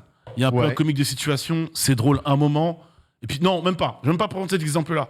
C'est le côté Piccolo, c'est le babysitter de un peu tout le monde. On le sait déjà dans Dragon Ball, c'est un peu babysitter de C'est quoi. la tradition. c'est- Et là, il y a un Ouais, moment ça doit donné, être il se retrouve à devoir faire une séquence de babysitting où il crie ouais mais je suis pas là mais je suis pas machin, je suis pas ceci. Et en fait je suis en mode mais en fait Piccolo mais vraiment enfin on le savait déjà mais là mais vous lui pissez dessus. Mais- En fait, c'est le forcing de la blague moi qui m'a Mais gêné. l'humour, enfin le Après, comique Piccolo, de... il parle pas beaucoup de base. Oui, le comique de situation, Ouais. c'est la base du comique de Mais oui. Piccolo. Ouais. Piccolo, et Mais je trouvais ça justement, mieux. Alors excuse-moi. C'est le seul moyen de rendre... Parce qu'il Je- sourit jamais. C'est Je littéralement trouvais- le seul moyen de le rendre vraiment attachant. Je trouvais ça. Oui, mais. Alors oui, il y a. Oui et non, parce qu'il y a d'autres moments en Dragon Ball. Piccolo, il est J'ai trouvé attachant. ça. Moi, je l'adore, Piccolo. Ouais, en plus, j'ai envie de te dire, il est attachant même sans ces blagues-là. Parce qu'au final, Piccolo, c'est quand même le perso le plus sage. C'est le moins fort de tous, mais c'est le seul qui a la présence d'esprit de dire ouais, là, en fait, je suis rincé. Et puis lui, il est juste trop fort, donc on peut pas y aller là maintenant. Là où les autres n'ont pas cette perception d'esprit, parce qu'ils sont en mode on est fiers, on est des Saiyans, on veut se battre et Bah ça oui. qui nous intéresse. Donc voilà, donc c'est le plus sage de tous. Et rien que pour ça, il est attachant. Puis il a un flow de malade. Et puis il en impose, malgré qu'en vrai, dans la tier list, c'est le plus faible de tous. Mais sur les blagues et comiques situations, Bon, j'ai pas, dans le t'exagères, film, j'ai pas trouvé ça il y a dingue. Yamcha, quand Tiens, même. dans le trailer, il y a une séquence qui est montrée. On voit Goku et Vegeta. On peut enlever cette partie. Tu peux la cut, en fait. Cette Oui. partie-là Ouais, c'est juste n'apporte pour la rien. mettre pour le trailer. Pourquoi tu la mets? Tu la mets parce qu'il faut. Parce qu'il faut présenter ce Non, truc. il faut très justifier- bien faut pourquoi ils justifier la qu'ils mettent, sont- hein. faut justifier qu'ils sont pas là. Bah C'est oui, ça, non bien sûr. Ouais, mais. oui. ouais. Bah oui, mais encore une fois, en fait, quel est le problème que l'histoire ne soit pas centrée sur Goku et Vegeta, quoi? Ah non, mais moi, ça me pose aucun problème que ce soit pas centré sur eux. Mais c'est En pas vrai, ça fait du Non, bien. mais si c'est pas centré sur eux, bah ne les montre pas, en fait. Tu peux ne pas les montrer. Mais évidemment que tu montes Goku et Vegeta dans Dragon Ball. Bah, pour moi, c'était passable. Franchement, pour le passage montré, c'était passable. Franchement. Mais en plus, c'est expliqué dans le film pourquoi on les voit pas. Bah, vu que c'est expliqué, t'as pas besoin d'aller là-bas, les voir, pour comprendre, visualiser le pourquoi du comment, alors qu'on t'explique. En vrai, à un moment donné, c'est expliqué, hein, c'est vite fait expliqué. Ils sont là-bas, ils sont pas là à cause de ça. Et ben, ça me suffit, j'ai pas besoin de les voir. En tout cas, si tu me les montres, voilà, je prends le truc autrement. Après, il faut quand même m'expliquer. Non mais si tu me les montres, Ouais. faut que la séquence ça soit mieux, parce que la séquence elle est pétée du coup. Faut quand même Et m'expliquer un truc, parce que la plupart du temps, Ouais. Goku, il passe sa vie actuellement Je vais sur te la dire, planète de Beerus, planète qui est relativement centrale dans l'univers pour Ouais. pouvoir sentir justement un peu Tout ce qui les se auras. passe. Lui, il a la capacité de sentir n'importe quel petit pet de fouf de début C'est d'aura ça. à l'autre bout de l'univers, et il a la téléportation instantanée. Tu me dis à quel moment Goku qui sent pas... Ah, remarque, les cyborgs n'ont pas d'aura. Non. Donc, parce que Non, on va oui. dire, il sent Gohan s'énerver. Oui. À quel moment il vient pas voir ce qui se passe? Ah, il sent que Piccolo il est stressé en plus, il est inquiet, il est pas bien. En plus, Je- Whis, il a la boule de Et puis cristal surtout, infini. Piccolo il est stressé, inquiet, il cherche à le joindre, etc. Bon, tout le monde cherche à le joindre. T'arrives pas à les joindre, c'est bien, mais en plus, en fait, pourquoi cette séquence pourrait être inutile? Elle est trop longue par rapport aux propos donnés. Ils sont pas là, frère. Tu montes 2 minutes, vite fait, et ça suffit. Ça dure trop longtemps. Juste pour histoire de, hey, il y a un petit combat, c'est cool. Donc tu me rappelles parmi ceux que tu as emmenés, qui a apprécié, qui n'a pas apprécié. Donc Le petit 10 ans. petit 10 ans a Ouais. apprécié, 16 ans Au secours. au secours, et Au très secours, bien. carrément. Toi, Wow. à l'aide, À l'aide. du coup. à l'aide. Et Bitel, 13 ans. 12. Non, en vrai, con. bah, c'est pas le meilleur, mais c'est clairement pas le plus mauvais que j'ai vu. Hein. J'ai pas dit que c'était le plus mauvais. Donc toi, Bitel, t'as plutôt bien aimé. Et tu peux nous dire pourquoi t'as relativement bien aimé le film? Mais parce que moi, déjà, j'aime beaucoup le postulat de mettre en avant Gohan. Parce que pour moi, Gohan s'est fait voler la vedette par Goku à l'arc bout et je trouve ça très C'est pas cool de la faute de Goku, hein, c'est de la faute des gens qui votaient. Hein. Non mais, Oui, là, le sait, c'est. Oui, Mais- on le sait. oui, mais- c'est C'est vrai, connu, hein. clairement. quand bien même, tu vois. Mais Même Toriyama, il est pour rien. Il devait en vrai, prendre la relève. en vrai, par contre, tu vois, j'entends effectivement les problèmes que dit Nanix. Mais enfin, personnellement, le truc là avec Goku, moi, c'était 5 minutes, j'étais en mode. Oh. Mais Bitel, tu viens de Ouais, dire, ouais. moi le postulat c'était bien de se compter sur Gohan. C'est même pas le film de Gohan, gros. En vrai. Ah bah si c'est pas le film de Gohan, je sais pas ce que c'est alors, frère. Ah, c'est plus le film de Piccolo hein, que Gohan. C'est plus Piccolo qui est mis en avant. Ouais, Ah bah si, gros, franchement. ouais. Gohan, tu le vois pas une bonne partie du film, tu le vois qu'à la fin, on te donne un truc, on t'explique pas comment. Et ça, c'est très Dragon Ball. Hein. On te le donne, on sait pas comment. C'est pas ce qui m'a gêné le plus, Mais en plus, là, pour le coup, je suppose qu'il y a des fans plus hardcore que moi que Dragon Ball. Mon gamin, 16 ans, est un grand fan. En plus, Gohan, son perso préféré. On sort de là, il me dit, en fait, on te vend un film où en mode, c'est Gohan, un peu sa revanche après le tournoi où il est éclaté, etc. C'est le film de Piccolo, les gars. C'est le film de Piccolo. C'est le film de Piccolo. La star du film, c'est Piccolo. Les gens disent oui, c'est vrai, c'est le film de Piccolo. Et Piccolo qui va choper, grab Gohan pour dire je faut que tu up avec moi, tu vois. Ouais. Donc au final, c'est Il Gohan joue son rôle de maître. c'est Gohan qui a le plus gros C'est son up. daron, Non, mais- Piccolo, de toute façon. C'est clairement son daron. c'est Gohan qui a le plus gros up, mais dans l'histoire, la finalité, c'est Piccolo. Et même d'ailleurs, pourquoi Gohan est là, encore une fois, c'est Piccolo qui fait tout. Hein. Je vais pas en dire plus sur le film, mais c'est Piccolo qui fait tout. Non, en fait, c'est juste que moi, j'avoue que j'ai pas d'affect particulier avec Piccolo, et donc du coup, moi j'ai plus mangé quand Gohan était là, tu vois. Et moi aussi, Mais- je préfère Gohan à Piccolo. Par contre, tu vois, en vrai, pour le coup, ce que j'ai apprécié quand même dans le film, c'est que le moment où il y a eu du fanservice, je l'ai trouvé ultra bien fait. Mieux que dans Dragon Ball Super Broly. Oui. En vrai, oui. Oui. Parce que en fait, en gros, pour résumer en deux sans trop spoiler, Dragon Ball Super Broly, tu manges toutes les transformations que tu as vues dans Super, sans justification. Toutes. L'explication, c'est de dire, Broly, je sais pas l'évaluer, alors je vais tout montrer. Pour moi, Dragon Ball Super, c'est un apogée, Broly. J'ai une tech qui va me faire passer pour un méchant sur ce plateau. Le film Dragon Ball Super Broly n'est pas un bon film. Il est meilleur que Super Héros. Ça, je l'ai pas vu, donc je peux pas te contredire. Mais complètement d'accord. Broly, le film Broly, tu vois, toi, les films de DB, je les ai tous vus plusieurs fois. Le film de on en a Super même Broly. longtemps parlé sur ce plateau. C'est vrai. Le film de Super Broly, bien que j'adore le nouveau chara-design de Broly, j'ai vu le film qu'une seule fois. Je pense que ça en dit long. Comment tu peux regarder ce film plusieurs fois? C'est ça, en fait, pas pour moi, possible. Ah non, ça tu vois, suffit une fois. t'as les 30 premières minutes qui sont cool, après t'as 57 minutes de combat d'affilée. Oui, il n'y a pas de Même, scénario. même donc, moi qui suis réputé sur ce plateau pour être le mec qui aime bien t'en les veux, combats, t'en les veux. arts martiaux, la Mais oui, bagarre, c'est ça. à un moment je dis ça va les frères. l'OAV original avait un meilleur lore. Ça a duré trop longtemps le combat. Ça me permet de faire un Après, parallèle. les fans de Dragon Ball voulaient ça au Ça me moment permet de autre, faire tu un vois. parallèle. Dragon Ball Super Après, faut dire Broly. mon avis, hein. Oui, oui. Subjectif. Dragon Ball Je Super comprends. Broly, à la base, quand tu vas, tu dis bon, je vais voir Vegeta, Son Goku se battre contre Broly, et c'est tout pendant 1h30. Sauf que la première demi-heure, elle est tellement bien, tu te dis, mais en gros, votre combat là, il peut durer moins longtemps. Moi, j'ai envie de manger avec les Exactement. Saiyans sur la planète des Saiyans. La première partie, elle aurait pu durer plus Dragon longtemps. Ball Super Héros, tu débarques, l'histoire est pas ouf, mais encore une fois, je rappelle, dans les films Dragon Ball, tu vas pas les voir pour le scénario, donc c'est pas grave. Mais en fait, le développement, le truc vraiment fort dans le film, c'est le développement de Piccolo. Ok. Parce que même le big méchant à la fin, j'ai envie de me battre. Voilà. Genre, pour le méchant, j'ai envie de me battre. Le En méchant, vrai, il est gênant. Oui, je suis plutôt. Non, c'est gênant de ouf. Non, c'est gênant de ouf. T'as jamais vu Bio Broly? Pas le problème. C'est pas le Bio Broly, problème. c'est très mauvais. Ouais. Et voilà, c'est ça le truc. Voilà. Arrête. Bio Broly Le moment où t'as Krillin, Trunks, non, qui non, fait un Kamehameha, mon Ouais. gars. Bio Broly, c'est J'ai envie de mauvais. dégueuler. Je sais pas jusqu'où je peux aller par rapport à.